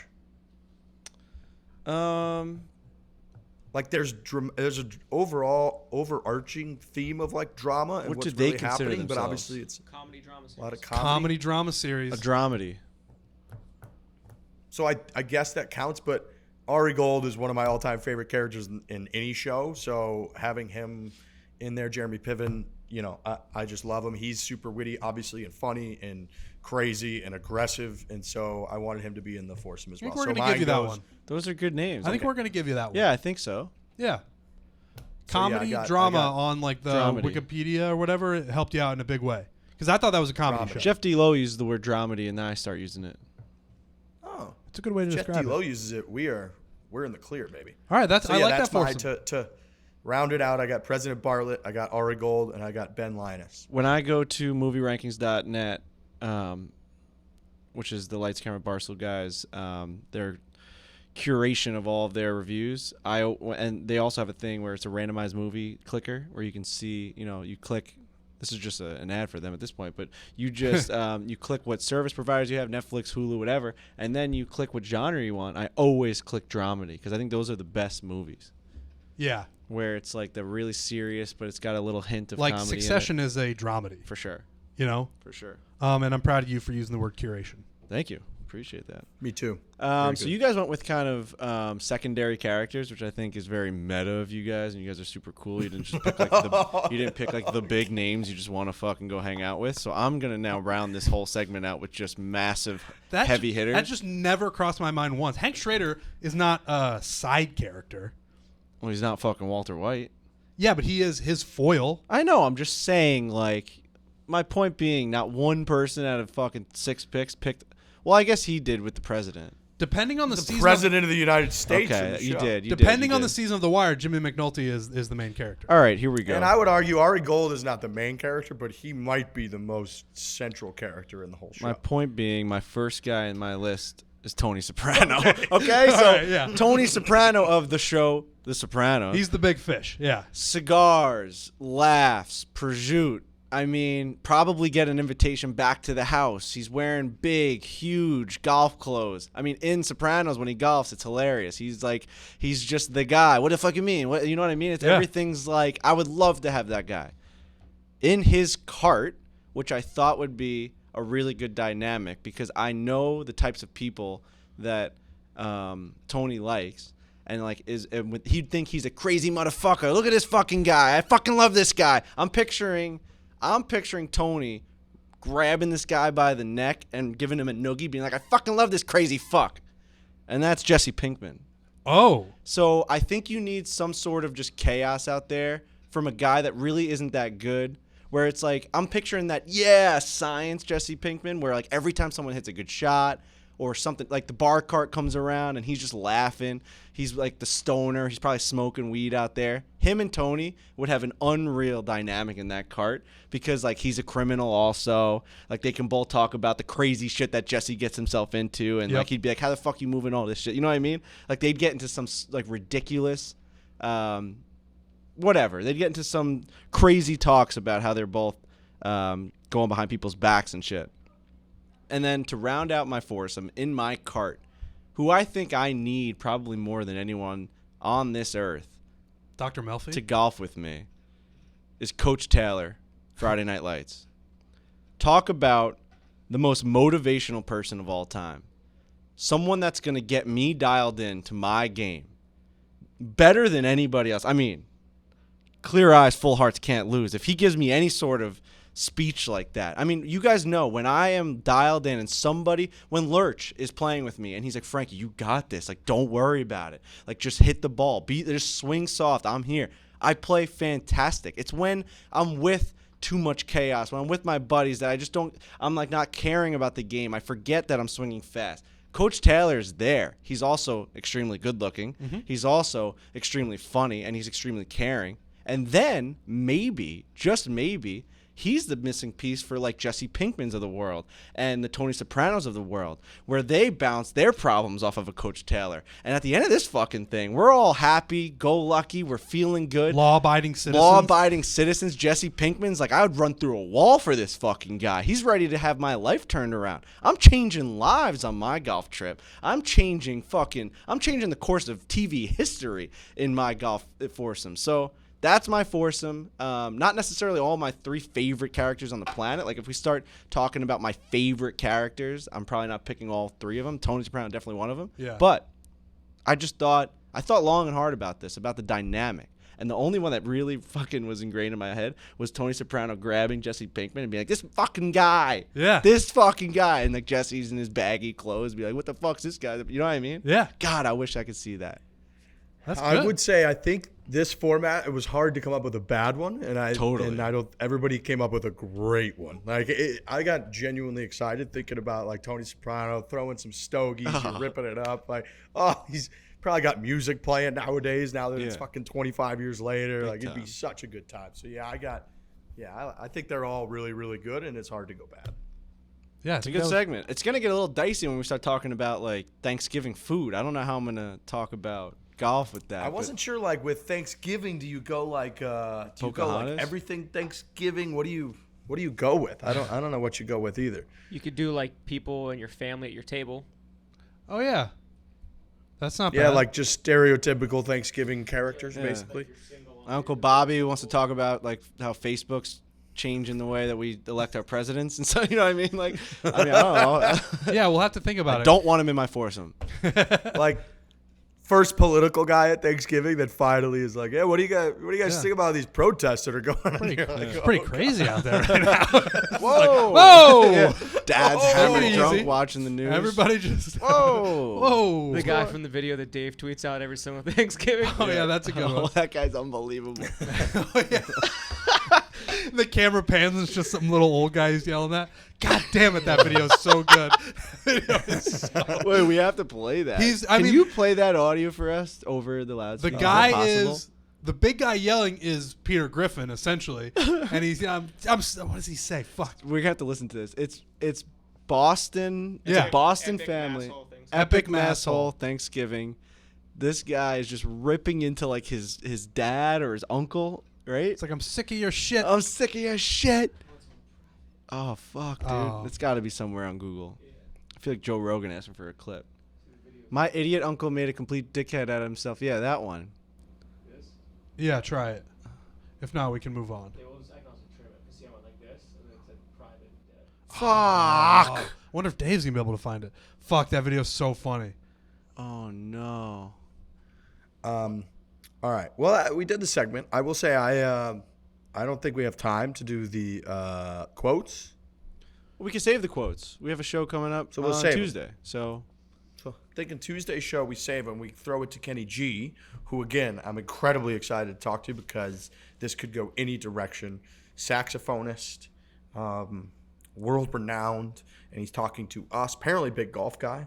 So this could go any direction. We like to do interviews with different types of folks. So we're gonna throw it to Kenny G. Before we do that, we're gonna talk about Simplisafe, which is the greatest home security system in the world. There's no better time than now to make your home feel safer. This week, our friends at Simplisafe, Foreplay listeners, they're giving you guys 40% off their award-winning home security system. We love Simplisafe because it's got everything you need to make your home safe, indoor and outdoor cameras, comprehensive sensors, all monitored around the clock by trained professionals who send help the instant you book it. It's everybody's favorite home security company. We are no exception. My parents have been using it. We'll be using it. Frankie's getting a home. He's going to be using it very, very soon. System gets up and running incredibly quickly. It takes almost no time at all. Take advantage of Simplisafe's holiday sale and get 40% off your new home security system by visiting simplisafe.com/foreplay. Again, simplisafe.com/foreplay. 40% off your entire system. This offer ends very soon, so hurry over to Simplisafe for the best home security. U.S. World Report votes them the best. We know they're the best. My parents think they're the best, so do yourself a favor. Simplisafe.com/foreplay. 40% off your entire system. Here is Kenny G. Have a great weekend. What's going on? What my TaylorMade had. But you know what? The problem is I don't want to mess up my hair. I mean, if I had hair like that, I wouldn't want to either. Yeah, Riggs, pop that cap off for a second. Let's see what you're working Yeah, with. I got. There I really we go. don't want to mess up the old hair today. Can we all agree on one thing, that if my hair takes that turn, that my career's going right down the toilet like Michael Cole? Can we take that? No say doubt. that? You've done. You've kind of parlayed the hair and the saxophone into a hell of a thing, I would say. I like the word parlay. It's a nice word. How we doing? I'm doing good. I'm now I'm starting to think about my golf game. I'm working now with George Gankus as my coach. Wow. Okay. You may or may not know. Do you guys know him? Riggs has Of course. done. Riggs did a video with him. Yeah, I did a lesson with him out here in Scottsdale like 6 months ago. Wait a minute. I think I saw that one. It Right? was on YouTube. Oh yeah, we did like a 45-minute, hour-long lesson. Bro, I saw that. I watched that one, and he keeps telling you that you're supposed to look your eyes up at the end, and you never could do that, right? No, it's impossible. I mean, I'm like, what do we? It's like you're learning to walk again. I know. I'm having the same trouble, but I'm doing it. I'm like coming from here. All of a sudden, it's like how, and then you just watch the ball, and it's amazing how well you hit it like that. Right, because By he's the way, trying to you get you know- to clear everything, and it's Yeah. hard to do. You have a good swing. You must be a low handicap. You look like you're almost like a pro with the way you swing. Oh man. Kenny G, man, this is Man, a great start. Internet to a does not chit chat agree right with here, you, 'cause Kenny. The internet These does guys not are agree. so mean to me about my golf swing, Kenny. You wouldn't believe it. No, I liked it. It looks powerful. Looked like you probably hit it a mile. All right. It's Did you- really? I mean, Did you pay it's the him? best guest in the history of the podcast. No, this is all improvisation. I didn't even know, but I remember that video well because I was thinking about going to see Gankus. I said, okay, let me go online. Let me see if I can just get all the information I need online instead of going to see him in person. And then, of course, I realized I need to go see him in person. I've had like maybe 5 lessons, and he has an assistant named Johnny that I work with as Yeah. well. And I'm telling you, I just shot even par the other day at Sherwood, and I really made a difference. Even par. That is So are you impressive. doing the full? Are you doing the full, like you're getting the hips going really hard? I'm doing the full Monty, bro. I'm doing everything full. Are you like a visual, physical learner? Like, is that helping you the way that he does it, where he grabs your hand, shows you the way to go? Is that how you like to learn like new things? Because that's how I am. I need to see it. I need to feel it, as opposed to just watch it on YouTube or read it in a book. Absolutely. The problem is that when you watch it and try and you think you're doing what you think you're doing, the thing is you're probably not doing it. So what you have to do is you have to get in a position that you know is right. So he puts you in that position, and then you say to yourself, wait, I have to feel that? Right. That's what I have to feel? Because I'm not feeling that. And then that's how you start to get better. That really was the number one thing that I learned. So I work with a coach, John Tillery, and he's telling you things and you think you're doing them, and they have video evidence of what you're actually doing. And when you watch it back, it's completely different than what you're actually feeling.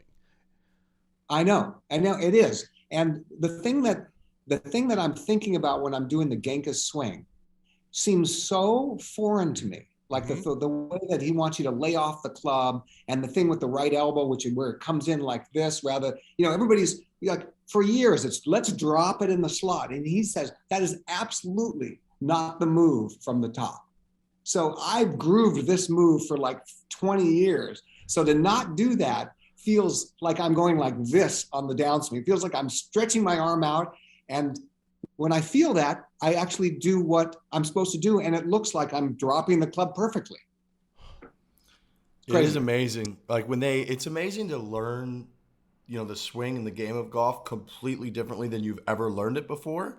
And then when it actually clicks, like you're saying, you're like, oh, this guy's probably onto something, because you've been taught your whole life, like, keep your head down, look at the ball, look at the ball. He's like, no, move your eyes, like actually literally move your eyes in front of the golf ball. You're not even looking at the ball at contact. And you actually finally get it. You trust it. You do it once. You do it right. And you look up and the ball's just soaring and struck perfectly. And you're like, man, that went counter to everything I've ever learned in my life. Exactly, yeah. And the hard part is doing it on the course. The range is easy. There's no pressure. But you go on the course and you go, okay, I need to hit this green or I'm going to lose $20. That is huge pressure. So Kenny, as you're learning, we're just in it right now. We're in the interview for folks. We already, pre-show, We gassed you up. We were talking about how excited we were to have you. You're one of the best-selling musicians of all time. You got a documentary coming out, and I believe Golf Digest called you the #1 musician golfer. So you must have some pretty serious game. Well, that was a while ago. Yeah, I think I was like a plus handicap at the moment. So at that moment. So yeah, I was really happy about that. I did a great interview with Jaime Diaz, and who came over, I watch him on the Golf Channel all the time. The thing about that guy is a freaking amazing ping pong player. And when he came over and did an interview with me, I have a ping pong. I think that I'm a good ping pong player. The guy was 10 million times better than me, and it was really impressive. And that's what I remember most about that time. Ping pong has been a big topic of discussion on this podcast recently for whatever reason. I think everyone, like, either you have a ping pong table or your buddy has a ping pong table, and you can. It's a game where you can get so competitive and feel like you're doing something athletic, even though it's in the backyard or in the basement. And then you think that you're this superstar because you crush one, you hit a corner, you have a good rally, and then you come up to a guy like him where they really know how to play ping pong. And there's another level, right? There's the backyard level, and there's the guys who take it very seriously. He's so good. He's got that way where he can put the spin on it, even as he's hitting that forehand. It's not like a little like spin and then it just. And then the ball hits the table and it bounces to the right. It's like, wait, I completely missed the ball. I've never done that before. How? This is Jaime Diaz from Golf Channel. He's just a stick when it comes to ping pong, huh? Unbelievable. He's the best ping pong player I've ever seen in my life. Live, anyway. Wow. Yeah. Wow. You ever get a chance to talk to him about that and remind him about how he tried to give me a lesson. The lesson was like 21-4 or 21-3, whatever the score was. Like, I couldn't even get anything. The guy was too good. Jeez. That's great. Frankie plays a little bit of competitive ping pong. I can play a little ping pong. I can play a little bit of ping pong. In our office, we have like pretty competitive matches where we'll stream them. We have a little bit of a stadium with announcers and replays. It's super fun. Like, to play ping pong in that sort of competitive atmosphere is unbelievable because you're sweating, your heart's racing. Yeah. It's like 19-19. Your heart. I take a time out. I'm like, listen, guys, I need like 10 seconds to just because it's almost like standing over the first tee shot of a round of golf. You can't control your emotions. You can't control the heart rate, no matter what you're playing. Any sort of competitive game for me, I get it going.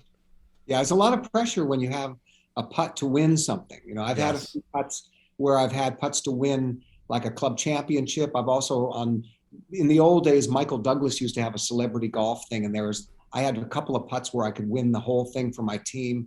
And it's really fun to stand over those putts and watch Sylvester Stallone sweat because I already know I'm going to make it. And my little skinny Jewish guy is going to beat Sylvester Stallone. And I make the putt, and I just look up at him as the putt's going in. And that was fun. Fucking fun. I mean, you're a golfer, right? Like, you have the new documentary coming out on December 2nd, Listening to Kenny G. Did I read and hear correctly that you made your golf team but didn't make the jazz band going into high school? That's correct. Yeah, that's right. That was mind-blowing fact. I mean, Kenny G, the saxophonist. Like, what happened there? You know, when you're let's see, what year? I was 16, so you're going into high school. Up till then, I was kicking ass in my junior high, grade school. I'm like the stud sax player. As soon as I get to high school, okay, all the other junior high school sax players are coming to high school, and they were way better than me, and I was shocked. I was shocked about this. Not that but I wasn't like thinking, okay, I'm going to be a sax player for my life. So it wasn't devastating, but I was a little shocked. So I went home that year and I practiced, and I thought, okay, I'm just going to practice and get better. And I came back, and surprisingly, I was way better than any of those guys. So it just showed me that, you know, if I just practice, I'm going to get better. So I've been practicing for the last 50 years, and I'm still trying to get better. That amazes me, man. Whenever we get one of the greats on the show, I like to ask, if you would have put that time and effort into anything, do you think you would have succeeded? Is there something about the way that you practice and the way that you apply yourself that no matter what you would have picked up, you think you would have been one of the greats? I think so. I mean, I'd like to think so. But I mean, I think I have a little extra talent when it comes to the saxophone. You know, I also was playing golf at the same time. Right. But then again, you know, the thing about the golf that's so hard is that, you know, you can put all the time and energy in, but if you're practicing incorrectly, you're just going to get worse over time.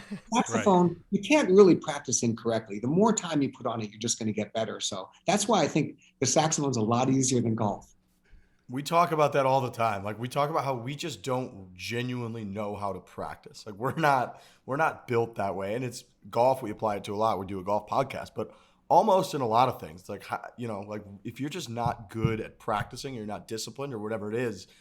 So I agree with you. Like even though you know a lot more about yourself than I do, I could see someone who again has become one of the greats, over 75 million records sold. I do feel like somebody like you with that talent, with that ability to practice and grind and get better, that if you would have applied yourself to, a bunch of different things, you probably would have been really, really successful in any of them. Well, I'd like to think so. I mean, the things that I like, I want to get good at. So I like golf, obviously. So I practice golf enough. My handicap right now, I think, is a 3.7 or something like that. So it's not the lowest it's ever been, but it's pretty good. It's pretty good. So I put practice into that. Pretty good. Pretty good. I'm also a pilot, so I also do my reps when it comes to doing what I need to do to be a good pilot. I've been flying airplanes for 30 years, still alive, so must be doing something right. You got your own plane? You fly your own plane? I have a little airplane called a de Havilland Beaver. Yes, it is called. It's called a Beaver. Let me look, Kenny. Let me look one of these puppies up. Yeah, look it up.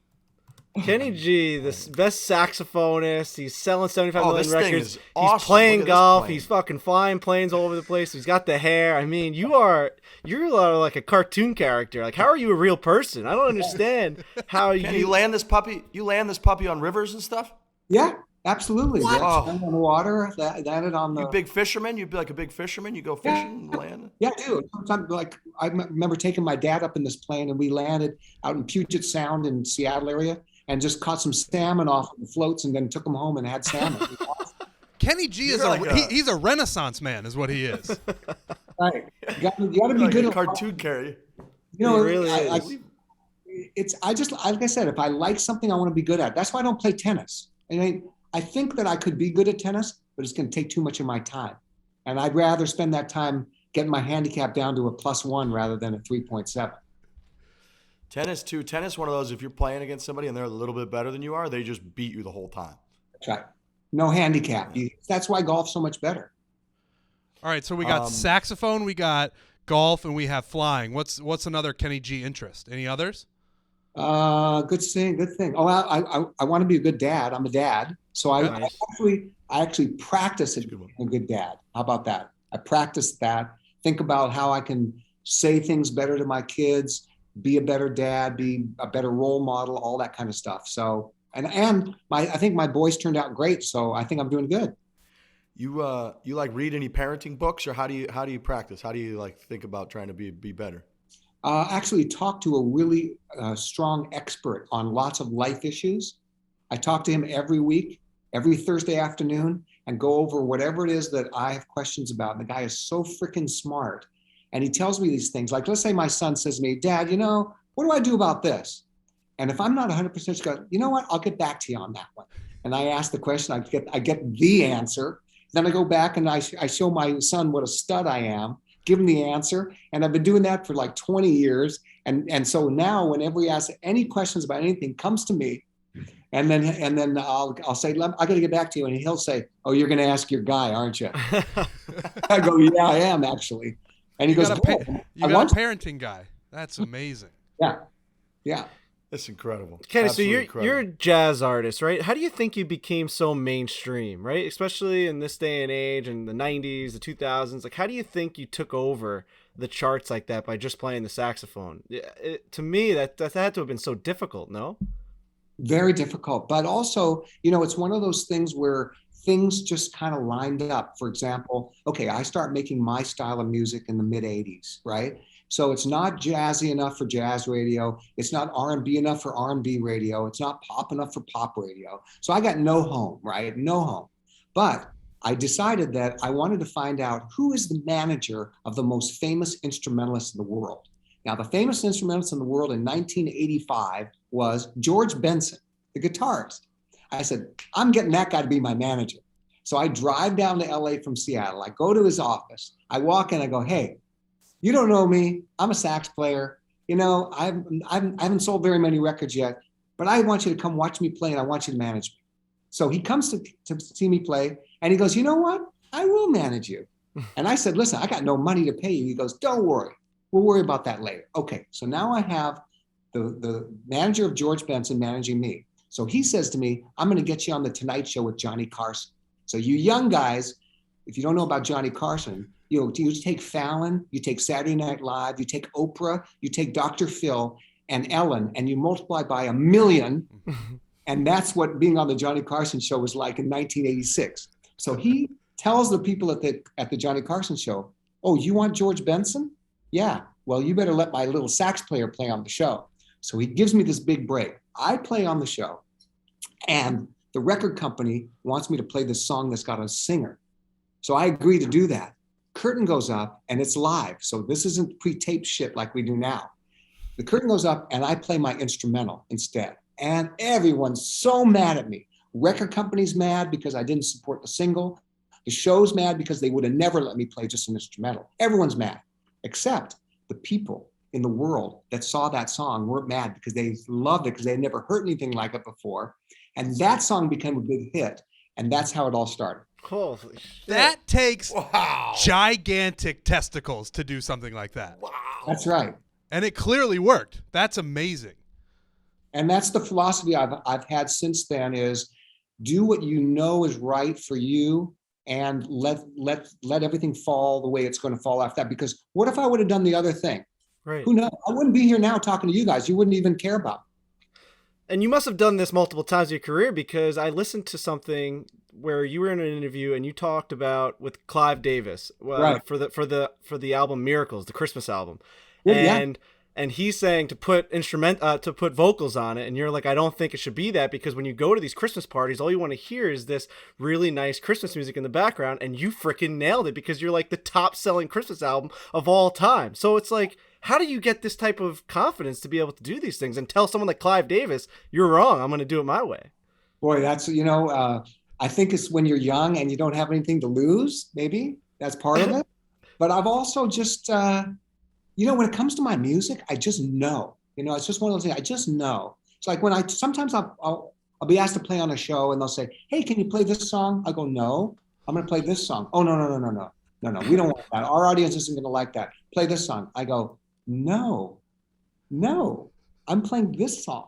That's what I'm going to do. And that's how it's going to be. All right, well, if you play that song, it's going to be too boring. We want to put some ballet dancers in the background. I go, no, I'm not doing that. I'm going to play that song and it's going to be fine. All right, well, we're not sure we want you on the show anymore. I said, okay, well, let me know. And then they come back, okay, we want you on the show. Like that's the scenario. And by the way, that's the exact thing has happened to me on many occasions when they've got these lame brain ideas. Oh, no, your sax is going to be too boring. People don't want to hear just the saxophone. I go, okay, this is how it's going to be. And I'm going to do this. And that's how it's going to be. And then that's what happens. Now, do you apply that to your golf game as well? If a caddy tells you, I think we should lay up here and not go over the pond, and you're like, I know my game, I'm going for the green. No, unfortunately. Here's the problem. This is what I've always said. I've said this, I've played with Tiger like 5 times. Played with Phil probably 15 or 20 times. Okay. What? I'm lucky. I get to play with all these great golfers. I've said the same thing to them. Like Tiger will say, bro, just let it go. I said, oh, that's your big golf? That's your big teaching? Let it go? Okay, what exactly am I letting go, Tiger? What? You're thinking too much. Okay, there's a reason. Here's why. Because, and then, okay, this is going to answer your question. They say, you don't think that way when you play your saxophone, do you? I go, no, because my mechanics are perfect. So I don't have to think about it. Right. So with golf, my mechanics aren't perfect. If my mechanics were perfect, then it's like, I'm going to let it go. I'm just going to because I know that all the mechanics are going to be great. Now it's just a question of I'm going to play the course like it's a chess game. Unfortunately for me, I have about 40 swing thoughts for each swing because my mechanics are not perfect. And I keep thinking someday I'd like my mechanics to be perfect. That's my problem with golf. That's why I can't just go, I'm just going to let it go like music. I want to get there. Played golf with Tiger Woods 5 times. What are we talking about here? Like, man, I'm telling you, he is so much fun to play golf with. So much fun. What's the banter like? Like, so where does this happen? Is this at how does this come about? You playing with Tiger Woods? It happens at my club in LA, Sherwood. So he's got his tournament there in the old days. So there'd be a pro-am. And so they put me in Tiger's group. So here's what happens on the first hole. First hole, it was a little par 4, like it's only 314 yards. Okay, I make par, and he makes a birdie, and he looks up and he goes, yeah, you got 1 letter G. I got 3. I go, what the fuck are you talking about, Tiger? He goes, PRO. Pro. PRO. He says, you're G, I'm PRO. Oh, I see. I see how it's going to be today. So, Wow, that took my breath away. It's all these things. I give Tiger a bat. Like he's a great guy because you just got to rib him. You just got to. Here's an example. So we're at AT&T, right? And I'm putting. I'm minding my own business. All of a sudden, I feel somebody's hand on my head. You're moving your head. I look up. It's Tiger. I go, don't you have anything better to do, bro? Come on. He goes, no, you're moving your head. I want to help you putt. So I putt. I go, hey, let's have a putting contest, me and you. And he goes, fine. So we're going to play. So I'm thinking, okay, I don't care what I lose. But honestly, I stayed with him until the last hole. I lost $20. I said, great. That was fun. Here's your 20. Tiger goes, no, don't worry about it. You can pay me some other time. I said, wow, Tiger, awesome. So I walk around and then I see Butch Harmon and I say, hey, Butch, I just had this putting contest with Tiger and I only lost $20. And he goes, he wants you to owe it to him, doesn't he? I go, what? He goes, yeah. He wants to hold that against you. Here's what you do. Butch telling me, next time you see Tiger, take the 20, put it into his pocket, look him in the eye and go, fuck you. I say, I can't do that to Tiger Woods. He goes, you got to do it. I said, okay, I will. So tomorrow, by the way, okay, so I play my round of golf and I'm paired with Phil and I made so many putts that day. I made like these putts that were on ESPN. And so the next day Tiger walks by and he goes, hey, saw your putting lesson really worked. I saw your putts on TV. And I go, hey, thanks. And he's walking away. And there's Butch, because Butch was his coach. And Butch is looking at me like, go get him, go get him. And I go, oh, shit. So I'm nervous, but I walk up behind Tiger, put my stuffed money in his back pocket. And he looks around at me. I go, hey, fuck you. And he looks at me and goes, hey, that's a good one. Good job, bro. Like that. No. That's how great Tiger is. Holy shit. That could be one of the greatest Tiger Woods stories I've ever heard. I mean, that's phenomenal. 100%. Wow. Okay, and so now at that AT&T, so Tiger and his partner Jerry Chang are in the clubhouse. They're at 33 under par, right? They're going to win. Me and Phil, we're on hole number 14, and we are 3 strokes back. Yeah, 3 strokes back. Okay, I birdie 14. I birdie 15. He birdied 16. He birdied 17. Now we're 1 stroke ahead. Okay, now we're on 18. Remember the famous Phil shot that he hit the driver off the deck and it goes into the ocean? Remember that? Okay, I'm standing right next to him when he did that shot. I'm going, bro, we just need a par. Come on. And of course, I just needed a par. I bogey. So we fall back into a tie with Tiger and Jerry Chang. And I'm thinking, okay, how are they going to do this? Is this going to be a card off? Usually it's like the 18th hole because they birdied, we bogeyed. Anyway, Clint Eastwood runs onto the green. He goes, we're going to make you guys all co-champions. So I'm ecstatic. So, and so I walk off the green and my cell phone rings. Hey, it's Tiger. I go, how do you know my number? And he goes, man, I was watching you. I'm on my airplane right now. I was watching the last hole. Man, you really choked coming down the stretch, didn't you? Oh my God. That is how great he is. And then after he says that, he goes, listen, I just want you to say congratulations. I'm very proud to share this championship with you. Well done. Now that's cool. That's really cool.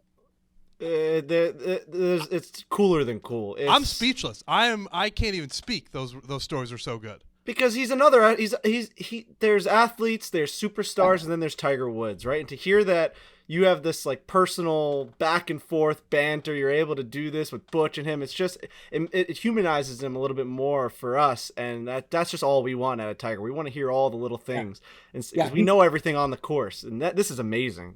Yeah, he puts on his game face because that's his way of staying in his game. But he's a great guy, and he pays attention. I mean, he's paying attention to my dumb game. Right.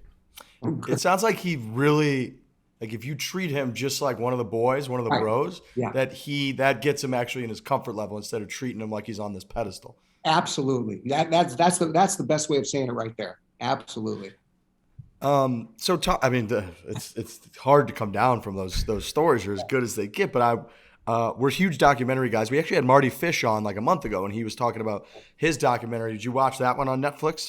No, Breaking Point, I think it was. I haven't watched this documentary, but I've watched that guy with that left-handed guy hit the ball about 500 yards. That guy's amazing. I played with him and said, Marty, just tell me, how do you get the power? Just give me one tip. He goes, I don't know. Great. Thanks, bro. Thanks. Like nothing. He's an amazing golfer. Highly recommend the documentary he has. I think it's on Netflix, but you've got the documentary coming out, I believe, December 2nd. Listening to Kenny G. Talk to me about the documentary. What's this? We got the poster behind you, but what do we expect? Is this kind of the story, your story? What's this documentary going to be on? Because we love docs. It's really all about how do I get my hair like that? That's it starts in the morning with a shower, rinse, repeat, all that stuff. Actually, I actually didn't know the real point of the documentary until I saw it, because I'm just doing my thing. I'm not in control. Like, I don't have any editing control. So the director, Penny, she filmed me doing my thing, and she followed me around at gigs. And so I'm thinking it's going to be just about my history and everything. But the main thing on the documentary is how my success really upsets a group of people, like jazz purists or jazz critics or music critics, that are really upset that I'm successful. And the documentary is really about how my music can just bring this dialogue between different sets of people on they hate and love. And it's more about that than about my career, which I think is cool. It's very interesting. Yeah, because so Frankie, he plays the drums in Barstool Sports' band, and he gets into it with drum Twitter. People get mad at him on drum Twitter that he's, a successful drummer. Well, yeah, I'll always get like, you're not keeping the tempo correctly, or you guys shouldn't be successful, because we have this comedic, ironic band where we'll just like we do the pop punk like accent and like the Blink-182 type style, and we sell out these venues. Like we went to Irving Plaza, we're playing in New Haven in December at Toad's Place, which is like a famous place up there. So, and everyone they get so angry that we are seeing this sort of success in their field. Meanwhile, it's just like, man, isn't music supposed to just make you fun regardless of how, make you feel happy and make you feel good regardless of how it's coming out or who's doing it? Like, it's just music. Like, it shouldn't be so serious. So I'm really interested to watch this. Yeah, it's exactly what you said. It's they're thinking like, well, we've been practicing our instruments, this and this, and how come you're having all the success? And it's not fair because you're not playing traditional jazz and blah, blah, blah. It's like, hey, I'm playing what I play and people are responding the way they are. So, but there's a lot. I mean, when you watch this thing, the first 10 or 15 minutes are pretty brutal as far as like the criticism on me. But by the way, I've been hearing it since the 80s. Look, it doesn't bother me at all. Was this directed? Is the name Penny Lane the director's name? Penny Lane, yeah, that's her real name. She's super cool too. I know, right? That's an amazing name. I mean, that's Penny Lane. I mean, come on, that's great. Would you say that you have your own genre then, since they don't want to accept you into the traditional jazz? Is Kenny G make his own style? The answer to that is actually yes. It actually is yes. Now, they came up with a name for it in the mid 80s called smooth jazz. They came up with this name because they didn't know what to call it. And then a lot of radio stations started to come on board, and they were called smooth jazz stations. And there became this whole genre of music that was played and played and played.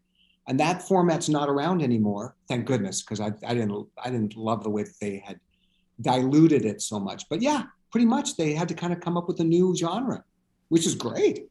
That's amazing.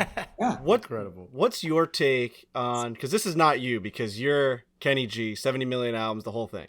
What's your take on elevator music and waiting room music, right? Because when someone hears the saxophone playing, they immediately think like, oh, this is going to be this. I know what this is. They want me to wait here online while I wait on hold with CVS to ask if my prescription's ready. What's your take on that? See, that's one of the things that one of the critics says in the movie. I don't know if you've seen the movie. If you No, haven't, we haven't yet. okay, so that's really amazing that you say that, because the movie really starts off with this one critic. He sits down and he goes something like, thinking about Kenny G, do I have to? And then he goes, well, when I think about it, it's like, picture myself waiting in line at the bank and I hear his music, and it's like the corporate America is trying to soothe me while I'm waiting. I don't want to be soothed. Like, that's what it's like. He's saying, like he's frothing at the mouth almost. So yeah, that's kind of what they would picture my music as: elevator music, music to wait by. I mean, here's the thing. I can't tell people what to do with my music. Right. It's like saying, if somebody plays my music because they want to have an evening at home with their significant other, have a glass of wine, they want to put my music, and my music helps that vibe, I'm supposed to say, no. I want you to listen carefully to every note I play, God damn it. Right. I'm not going to say that. It's like, enjoy it. Whatever you want to do with my music, enjoy it. That's fine. So unfortunately, there's a lot of people that think that because my music might be played in elevators or might be played as a hold, that for some reason that makes it shitty.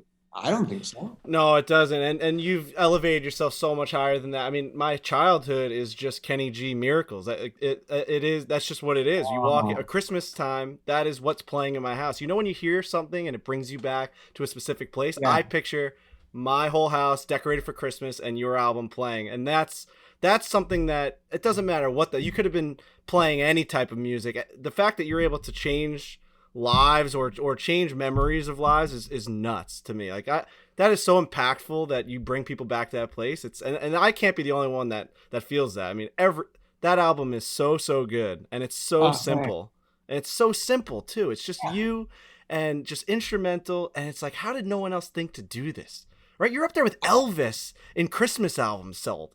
Elvis. Right. Yeah, I know. When I made the record, it was really like every song on Miracles. Okay, what is going to be the definitive arrangement of Winter Wonderland? What key am I going to play it in? How am I going to play this so that 100 years from now, I'm going to listen to that, well, maybe not 100, 50 years, and go, that is a beautiful arrangement. It's not quirky. It's not made for the 80s. It's not made for the 90s. It's made forever. And so that's what I did for every one of those songs on Miracles. And so when you say it's so simple, it really does sound simple, because I try to keep it that way, because the simplicity of it is what makes you connect with it. Gosh, I love it so much.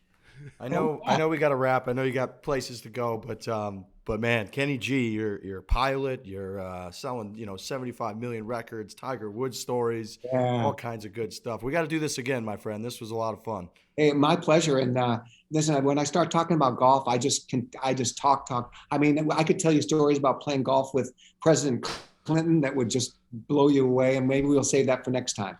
That's a tease, folks. That is a professional tease from a pro himself, Kenny G. My goodness, you are. Just add professional podcast guests to your fucking list. Experienced veteran right there. Experienced veteran in the game. I'm so flattered to be on the show, and just thank you for letting me share that stuff. And just now I can't wait to get back to LA and get back to my game. I think a week from today I can start working on those moves. Hell yeah. Thank you. Awesome. Seriously, thank you. December Kenny 2nd, HBO, listening to Kenny G. Check it out. And we'll do this again. We'll have you back on. Thank you, Kenny. Thanks. Can I plug one more thing before we're done? Of course. Absolutely. I just remembered, besides the documentary, I have a new album coming out on the same day, December 2nd. It's called New Standards. So it's going to be, I think it's beautiful. If you like Miracles, you're going to love this one. It's so beautiful ballads, and it reminds me of the old songs from the 50s and 60s, but I did it my way. They're all brand new songs, but of the style of an old 50s and 60s ballad. So it's classy, romantic. There you go. New album as well. December 2nd is just officially Kenny G Day. So that everyone's just going to consume. Put it in my calendar. I literally just put it in my calendar, Kenny G Day. Yeah, we're consuming your content in all volumes. Right on, guys. Thanks for everything. All right. Appreciate it, Kenny. We'll talk to you soon. Okay. Take care. Wow, what that a guy's legend. Awesome. What a freaking legend, man. I mean, maybe the best guest we've ever had. It's not. There's no doubt about it. You know what I Not mean? even close. I don't know. Like I wanted to He's say up it there in the with Butch moment. Hartman. He's like up there with Butch Hartman. Right, like I wanted to say it in the moment, but you almost ruin a moment when you do that. But halfway through, I wanted to be like, this is the best interview we've ever done, and it's the best one by far. He's Oh a my God. psychotically good storyteller. He's the a fact crazy we guy. only had 40 minutes with him is a shame. Like we got to get that guy for a 3-hour interview. He's got to talk about his whole life. That's a guy we would fly to and just sit down with him for 2 or 3 hours and just podcast. People are gonna hear that and they're gonna be like, I want more Kenny G talk. No doubt, dude. No doubt. Bro, No doubt. when he was talking about how he like constructed his career and was like, no, Oh. no, those almost have to be sound drops that we have. Like when we want to say no to something, when we think it'll like we have the right answer and someone else doesn't, Kenny G saying no is the go-to. Have that ready. We just got to have that ready and hit it. That's got to be one of our first sound bites that we just play on the show. I mean, he was a top 5, not even close guess. He's like Butch Hartman and him are our best 2 Flawless. guests. We're still If- recording. Yeah. I mean, people. Oh, I guess we are recording. People just won't. Yeah. I mean, I want people to know how stunned we are and how good of a guest this guy is. I mean, Yeah, I guess Kenny put G- all this in. Kenny Fuck G is the I already greatest. stopped my audio, but that's okay. Oh, that's okay. But We'll we can figure use it out. this. Kenny Yeah, G yeah, is yeah. the greatest guest we've ever had, I think. I'm ready to say that. And I don't know if it's because of the way he speaks, right? Like, he's so into it and so nice. And so He's just really like, nice man. really wanted to answer the questions. You know, know what I mean? It's very similar to when we had Jake Owen on, where when we had Jake Owen on years ago, I knew very little about him. I'm a bigger country music fan now than I was then, so I went into it pretty blind like I did with Kenny G, and I think all of us mostly did. And then you come away from it with incredible stories and just an incredible guest that I want to have on again right now. I wish he was still here. I know, dude. He was someone who critically thought about how he could best answer questions for us. Like he wanted the answers to be very good and legitimate. Right off the head too, like just right off the dome. Like it was thoughtful, and he definitely was like wanted to give us the top answer, but it was so quick because he's just so on point.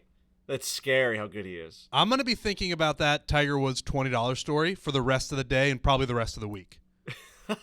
Dude, we have to go play golf with him out in LA, and we have to figure out how to get him to do a long form podcast. I mean, he's played with Phil over, you'd say 15 times. Yeah. And then he said he has a story. He said 50 or something like 50. that. And then he said he has a story about playing golf with Bill Clinton that we wouldn't believe, which is just. That's how he ended the show. That's how he finished the interview. What are we doing here right now that we're not flying out there next week and finishing this thing? Imagine if we get on a plane with Kenny G. He Dude, can I feel fly. bad for Lurch I would not let that being here. man fly me around, no problem. Lurch would have freaking creamed himself if they were talking about flying seaplanes and landing We'd in still be rivers talking and about it. We'd still be talking. picking up salmon with his pops and then flying them back and eating the salmon in Seattle. God, Kenny well, fucking G. December 2nd is Kenny G Day, and we should all observe. all observe proudly. I might buy a Kenny G shirt. I'm going to get a wig. I'm going to wear a Kenny G wig on Kenny G Day. You know what's exciting for me, Frankie, is that I've never listened to Miracles. Oh, dude, like I don't So know I that was- I have either. oh my God, you have though. Like you have. It's Yeah. I'm you've sure I've heard it, but I've never sat down and said, I'm going to listen to Kenny G's Miracles like right his Silver Bells. Like Silver Bells is just the most like Christmassy song ever, and you've heard a billion versions of it, and then the way he plays it is just like when you hear it, you're like, oh yeah, that's the one that plays in all the movies, and in, you know what I mean? Like you're just like, Right. that's the one, that's the original. So like that's the song.